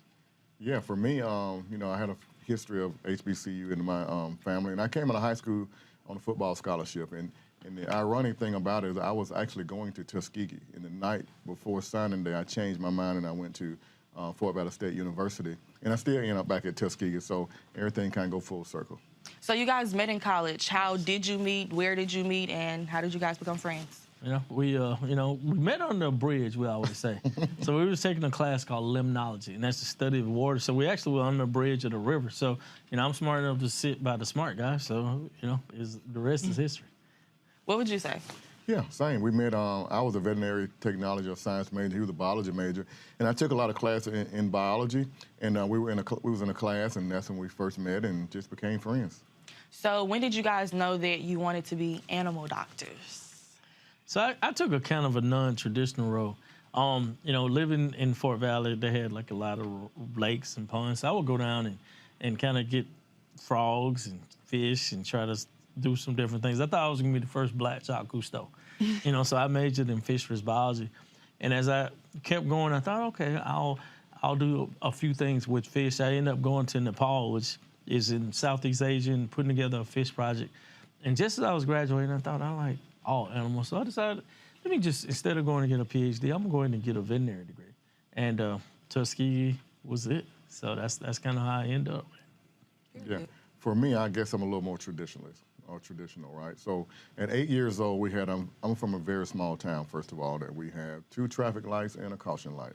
I grew up, we had dirt roads, and, our dogs, they just ran free, they were not necessarily in the house at that time, and we didn't have them caged up or anything, and I had a dog that was hit by a car.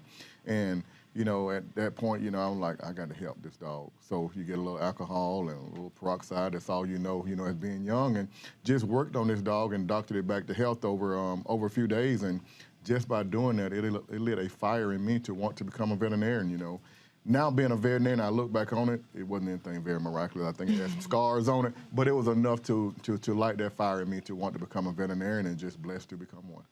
So I'm already knowing when being in college that those classes were very vigorous. So which class was just like, oh my gosh, I don't know if I'm gonna pass? For me, physics.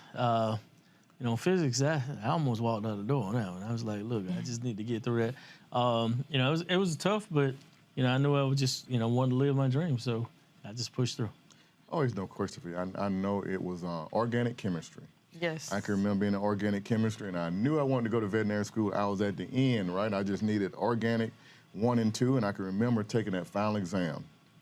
I wrote a note on my test, and I just told the professor, please, if you could just let me out of this class, I just need to pass. I want to go to veterinary school. I don't ever remember anything else about this class. That'll be fine, but please, fingers crossed, toes crossed. And I got out, so that was good. So I don't know if the note helped or I passed. I'm not sure which one, but I'm here today. I'm here today, though, so that's all that counts. Was it a C, a B? Oh, I was just trying to see my way through. Okay, period. C's get degrees. There you go. That's right. No doubt.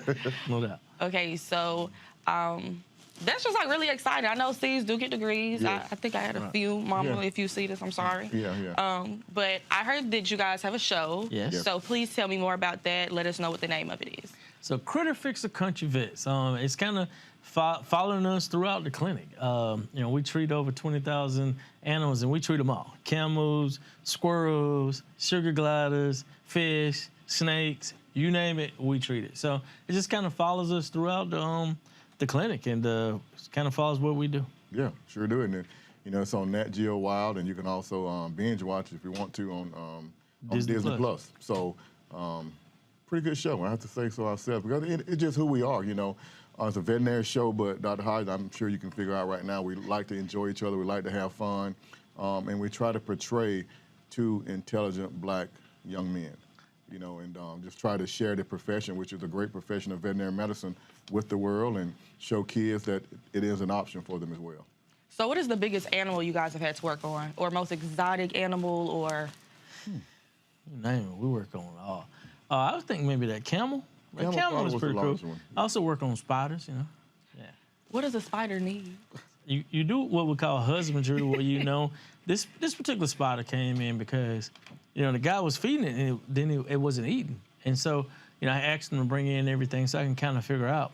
But what the spotter was doing was basically making Lunchables. So it would take it, get his prey, and then it would suspend them in his web. So whenever you get hungry, you just go get the food out of the web. So it's just kind of learning exactly, what spotters do and knowing their husbandry.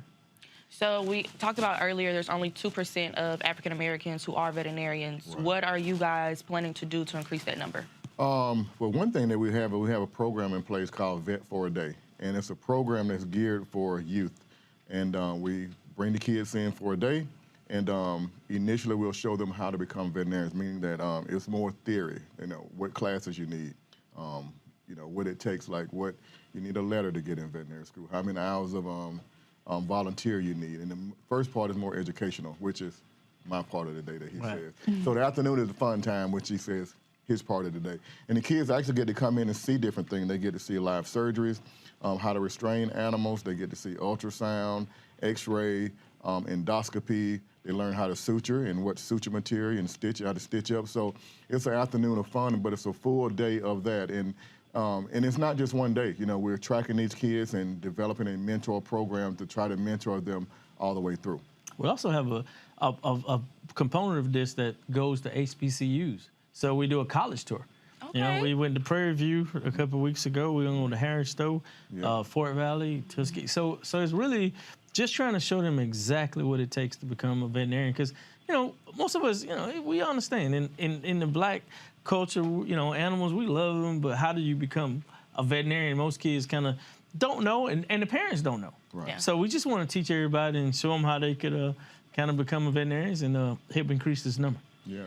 And, I said this program now it's nationwide, So we've already been to, well, of course, Fort Valley. We went to Houston earlier. I went to Las Vegas. We will be in St. Louis in a couple of weeks, as well as Philadelphia. So it's a program that we've started. Now it's getting national attention, and we hope just to roll this thing out all over the country even more as the years come on. And remember, everything is free for the kids. Right, so we've everything. What's the age range? 12 to 15, and they can go to CF Vet for a Day, and they can sign up. And if they're in the city, everything's free: book bags, stethoscopes. So we've leveraged the drug companies who with that partnership that they're taking care of everything. Okay. Yep. So before I let you all leave, for any students or any African Americans that look like you, walk like you, talk like you, what is your advice to them as they pursue a career in veterinarian? Well, one thing is find that mentor. I spoke about earlier that I wanted to be a veterinarian at 8 years old, and I didn't have that mentor. When I was in high school, I was seeking out mentors and didn't see any that looked like me, and the ones that did not allow me to come in to mentor me. And went to undergrad at Fort Valley State, but it wasn't until I was a junior that I met or saw the first veterinarian that looked like me. And I know what that did for me, because there was a time where I became discouraged, but I hadn't seen it before. I was dreaming it, I wanted it, but I had never seen it until I saw it, and then it reinvigorated me. That's why this program is so important for us, because kids get to see us, they get to touch us, we're real, and it's something that's an option for them. And don't take no for an answer. Just keep going to clinics and asking, can you come in and sweep the floors? Because, people don't realize you can have a 4.0 and want to go to veterinary school, but you need a veterinarian to write a letter. So, if you don't have this letter, it might, your letter might necessarily get you in, but it definitely would keep you out. So get that experience. Just don't, keep knocking on doors. I don't care what color they are. I say, hey, I just want to come in and clean cages. Just don't take no for an answer. Okay. Thank you guys so much, and I will definitely be tuning in to you guys' show on Disney Plus, period. Thank you guys. We appreciate you having us. Thank you. All right, folks, got to go to a break. We come back, we'll hear from producer Devon Franklin, and we'll talk about a variety of issues, including his new book. You're watching the Black Star Network's coverage of the 2022 Essence Festival, presented by Coca-Cola. Back in a moment.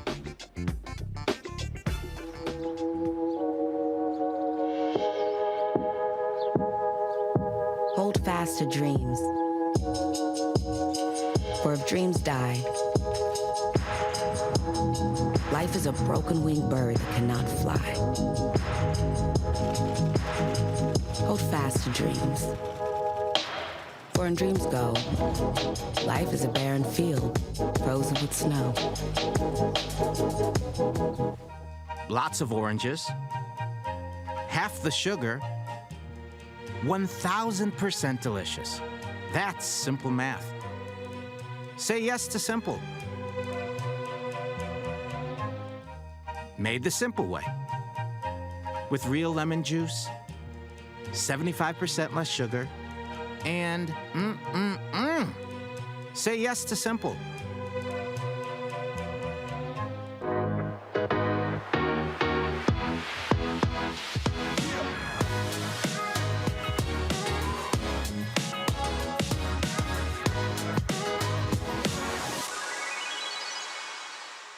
Hi, we're the Critter Fixers. I'm Dr. Bernard Hodges. I'm Dr. Terrence Ferguson. And you're tuned into Black Star Network.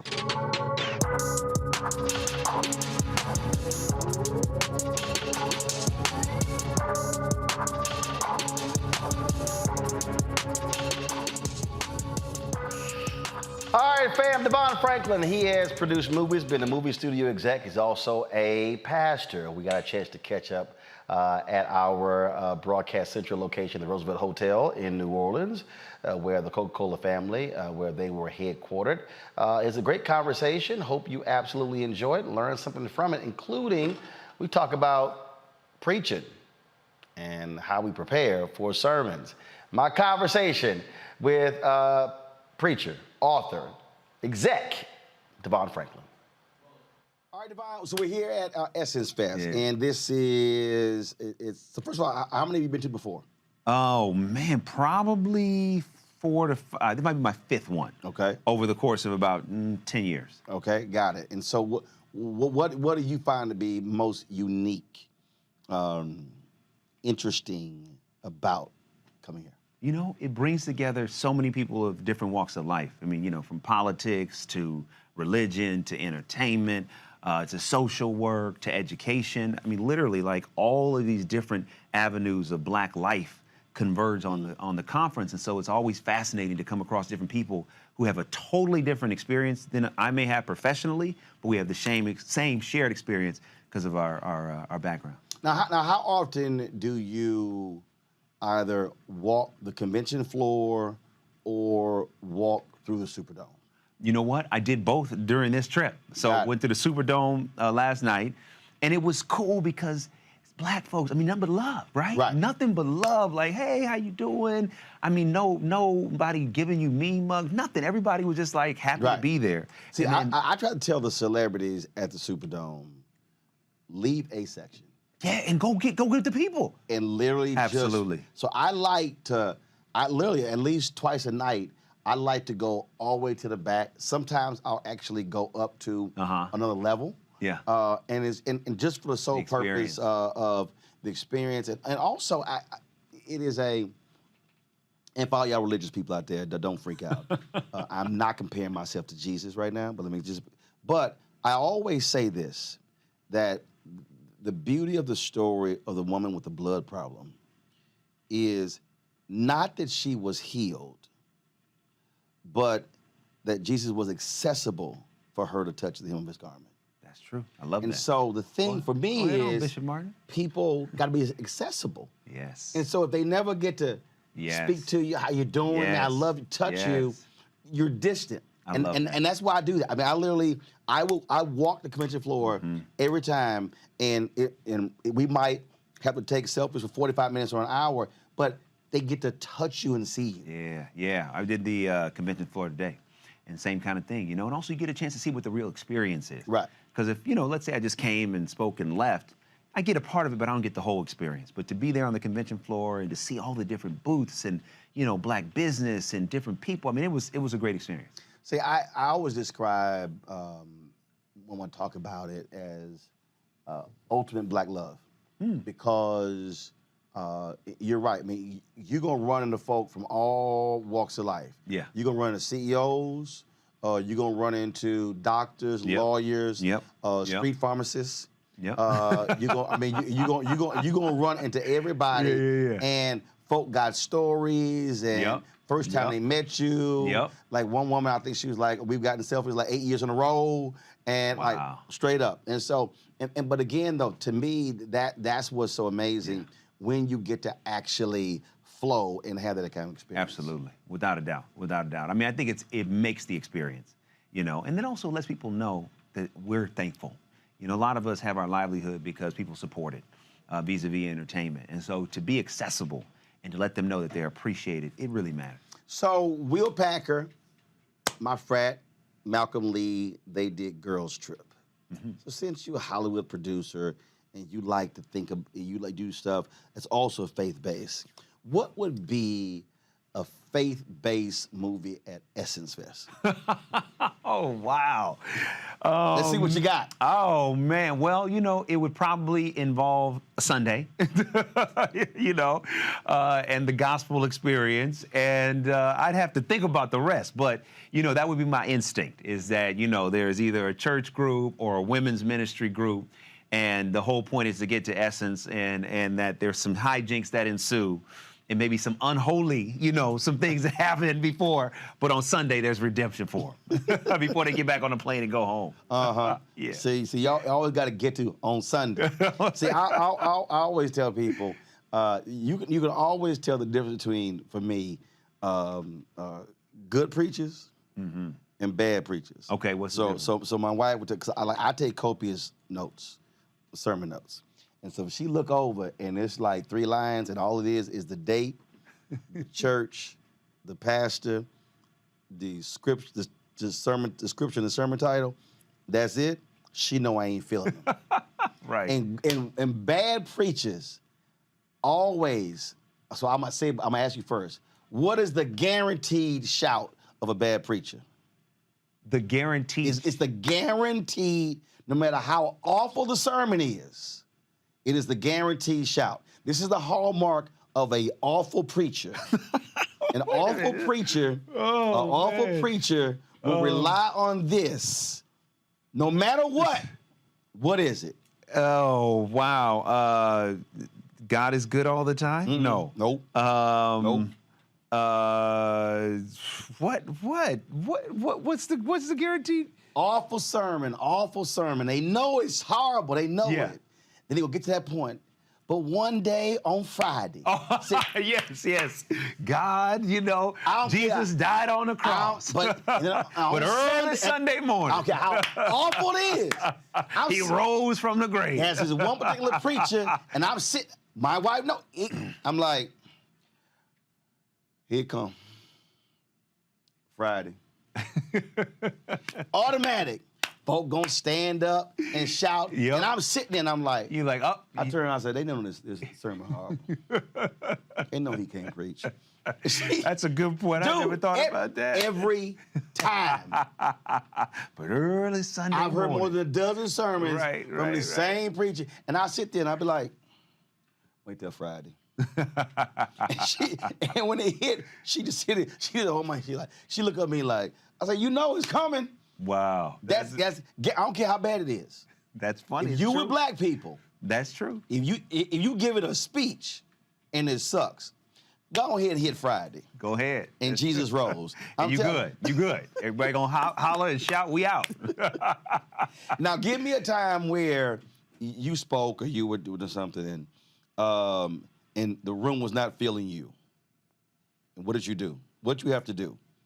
Oh, you know, one time I spoke at this leadership conference, and it was mixed race, but predominantly white. And, you know, and they were just completely not accustomed to the energy that I was bringing at all. And I just stayed at that level. You know, I just kept going. You know what I mean? I was like, wait, this is me. So, you know, I'm just going to do me. I'm not going to, you know, rely too much on your reaction. Right. And then afterwards, you know, a lot of people that I didn't know if they were feeling it, they came up and said, oh my goodness, that was amazing. You're like one of the best speakers we've had. But I really just had to stay the course, because when you're used to that response, it really fuels you as a speaker. So at first when I didn't get it, I got a little timid and I got a little fearful, but I said, you know what? I'm just going to do me, you know, and that's what I did. That's why when I walk in, I absolutely feel the room. First of all, I don't even write speeches, so I don't even waste my time writing speeches. Oh, wow. So I let the room speak.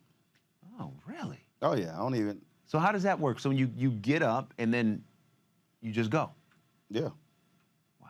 I'll sit there. Now, I might have a concept. Yeah. And then something may happen in between the person introducing me and something else may spark. Then I'll change it on the fly. Wow. So I'll sit there. So yeah, I was in Florida somewhere. This woman was like, "Oh my God, we would love to run your speech in our black newspaper." I said, "Y'all gonna transcribe it?" Right. She's like, "What do you mean?" I said, "Baby, ain't no notes." She said, "Wait, with speech?" I was like, "No." She said, "In this card?" I said, "In this card." I said, "Y'all gotta transcribe that sucker." Wow. So no, I don't. So it's like literally, it's just like fill the rooms. So that point there, you could always tell just in that room where people are. And then that sort of allows me to calibrate how I'm going to actually I'm going to talk to the room. I love that. So yeah, that's a gift. That's not easy to do. Oh yeah. Well, my wife, so because she's ordained, she got a paper. She went to seminary. Right. So when she gives a sermon, she goes like into a cocoon. I mean, she got like books all around her. Yeah. And one day I walked in, I'm like, "What you doing?" She's like, "Oh, I'm ready for this sermon." I was like, "When?" She's like, "Oh, it's in 3 weeks." Gotta take time to break down that word like, 3 and weeks. exegete that text. Yeah. I said 3 weeks. All that for 3. So we was in Chicago, and the church, they had me do 3 services. So we drive, and then she's like, "What are you talking about?" I'm like, "I don't know." We're in the car. I'm like, "I don't know." And so then we go into the church. I'm sitting in the pulpit. Introduce me, choir singing. Next voice you hear. And so she texts me, "You decided?" "Nope." And I literally grabbed the Bible. That is so stressful. I literally grabbed the Bible.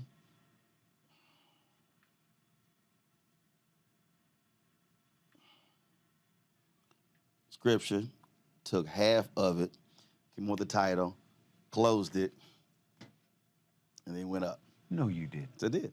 And so when you ask her. And did you end up with on Friday night? No, I ain't do that. I've never done that. And so when the church is over, she was like, "So you just gonna sit there and just do that?" I was like, "Don't hate the gift." Don't hate the "I gift. can't stand you." Right. I said, "Don't hate the gift." No, my I said, "You can't be a preacher hating the gift." Wow. I mean, that's stressful. That's stressful. I don't even. For I need to. Anytime I'm speaking, doesn't matter what it is, I've got to do an outline and have a framework. And then, of course, there's moments for being extemporaneous. But for most part, I like to know. Here's the gist. Even if they give me the theme, I probably won't use it. I'll go. It'll take me somewhere else. Right. Take me somewhere else. So literally, it's just like I'll sit there and let the room speak to me. Wow, man. Well, it hasn't failed you yet. Huh? No, I like it works. It works. So you just roll with it. What's that dream project? What's that thing you really want to do that you have not done? The project I've been working on probably the longest at this point is Kirk Franklin's biopic. I'm producing that, and that's a story. It's a story. It's a great story, and I've been working on that. Not the one now. How he got how he got there. Yes, absolutely. So I've been working on that, man, like 8 years. Wow. Yeah. So that's the one that at the moment I'm just really, really passionate about getting it over the hump. And we have a new script and, still making some tweaks here and there, but that's the one. Well, who you gonna find that short to play him? You ain't right. But see, because Kirk makes jokes about his own height, like he would laugh at that. Come on. We all know Chevy Baby Gap. Went to find that's right. That's what he said. That's exactly what he says. Went to find an unknown. We're going to do a whole nationwide, worldwide search to find who's going to play Kirk Franklin. Somebody who has that charisma, who's obviously, height appropriate, and can also do the music.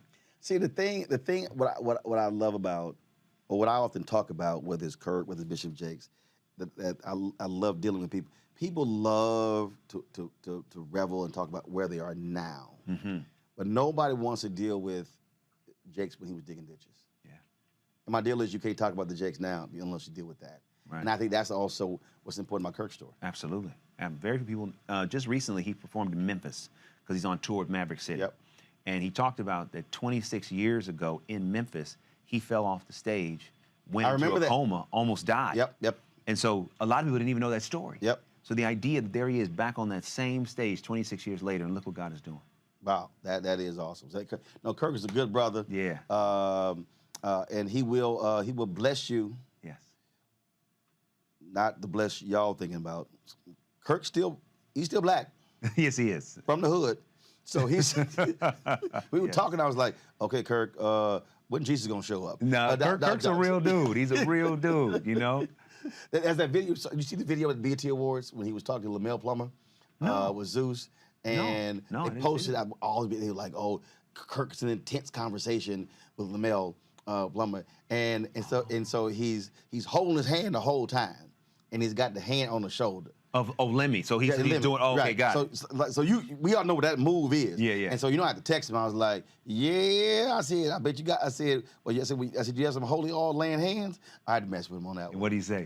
He sent me the prayer signal back. So he did that. So, okay. So I asked you to play with Kirk. Okay, now I got one for you, okay? So this is my final question for you. Who would you want to play you? In the movie of my life, I'd have to go with my brother Trey Byers. Everybody say we look alike. Anyway, Trey played Andre on Empire. I know that. How tall is Trey? Okay, you know Trey. Okay, good. Yeah, so Trey. Yeah. How tall is Trey? He's maybe an inch taller. 2 inches taller than me. Yeah. He's tall. He's 6'2", and I'm 6 feet. Oh, see, I thought we were going to have like a reverse James Brown, Chadwick Boseman. No. Trey's, yeah. So he'd be the one. You know, that would be pretty cool. You know. All right. Next thing you got coming out that we need to be aware of, we need to be supporting. Yeah, I got a new book out right now with Audible. It's called It Takes a Woman. It's an audio-only book. It's basically about the women in my family. It's like my memoir. You know, I talk about how my father died and how I, was raised by my mother, my grandmother's 7 sisters, and how that 7 sisters? 7 sisters, yes. You got beat a lot. But you know what? Only by my mother. Really? They never did. Wow. Never did. Yeah, no, only my mother. My mother she was quick. My dad beat everybody. Oh, really? Oh, yeah. I got whooped once by my uncle, one of my great aunts' husband.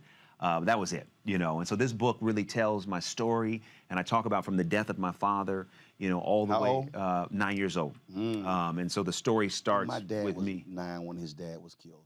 Oh, wow. He was, yeah. Wow. Yeah, I mean, it's such a pivotal age. And I bring the listener in on that very moment when my mother and me and my brothers are in the morgue. And my mother says to go kiss your father goodbye. Yeah. Wow. And so the story. How did he die? He died of a heart attack, 36 years old. 36? 36. It was his 3rd heart attack, yes. Wow. Yeah, he was an alcoholic, Obviously, that doesn't, lead to that severity of heart disease per se. But the combination of that and not taking care of himself, Why audio only? Because Audible had seen an article that I wrote for Maria Shriver, and they said, oh, would you like to do a book about this? I said, yeah, let's do it. So they approached me. I went to my mother and my aunt, said, do you guys want to do it? And they said, yeah, so we did it together. Real? So is it so like you're interviewing them, or so did you actually write the book? Yeah, I wrote the book. I wrote the book, but when you listen to it, it's like a movie. So you hear their voices come in and out as I'm telling different parts of the story. Oh, so, that is cool. In that moment when I'm talking about seeing my father, then you hear my mother's voice, you hear her point of view. And then my Aunt Sandra's voice comes in, you get her point of view. So every chapter is a new story that keeps unfolding. Was that your idea, or was that their idea? That was mine. Being a filmmaker, I really wanted to give a cinematic experience to the listener. Now, did they negotiate their percentages? They did. Yes, they did. With me. They were like, how much you gonna pay us? I mean, you can't. They were kind of like, okay, so Devon, let's get to the business. Right, literally. How much money we talking? I had to give them 2 installments, I mean, it was like a thing. You serious? Oh, yeah, for real. I'm not lying. I am not lying, So that went really well. And then I have Kingdom Business on BET+. It's their #1 news show on BET+. It's like Empire, but set in the world of gospel music. And isn't Yolanda Adams in there? Yeah, Yolanda Adams and Soraya and Michael Beach and Michael Jai White. And my wife was like, is Yolanda hood? Oh, man. She gets down in that series. Because we're from Houston. She's in there. Yolanda's from Houston. So. Yeah, she is. Yeah. Man, listen, when you see her in this series, you are going to have a whole new level of appreciation for her because she's a real actress. She's like Mary J. Blige in Power. Listen, she that hard. She's better than Mary in Power. Wow. Listen, I love Mary. All hail to the queen. But Yolanda Adams holds her own on that screen. Wow. Yeah. Okay. Yeah. So that's a side of we ain't never seen. You ain't never seen. Okay. Yeah. You watch that show. You say, okay, wait, Yolanda, I don't want to cross you in real life. All right then. Yeah. So that's Kingdom Business on BET+. All right, cool. Always good chopping up, baby. Always good to see you. Thank you. Keep handling your business, baby. We'll do. Yes, too. sir. Appreciate you. All right, folks, tomorrow we've got more recap from Essence. Chloe Bailey, Ryan Destiny, we'll hear from them. We'll also hear from a couple of influencers. We also got a crazy interview with the cast of The Proud Family. And so we got, and then of course later in the week, my conversation with that fool guy tour. Y'all know that got a little ignorant. And so be looking forward to that as well. So again, thanks to Coca-Cola for allowing us to partner with them to recap the 2022 Essence Fest. Hope you all enjoyed that. And we will have more later this week right here on the Black Star Network. Until then, holla!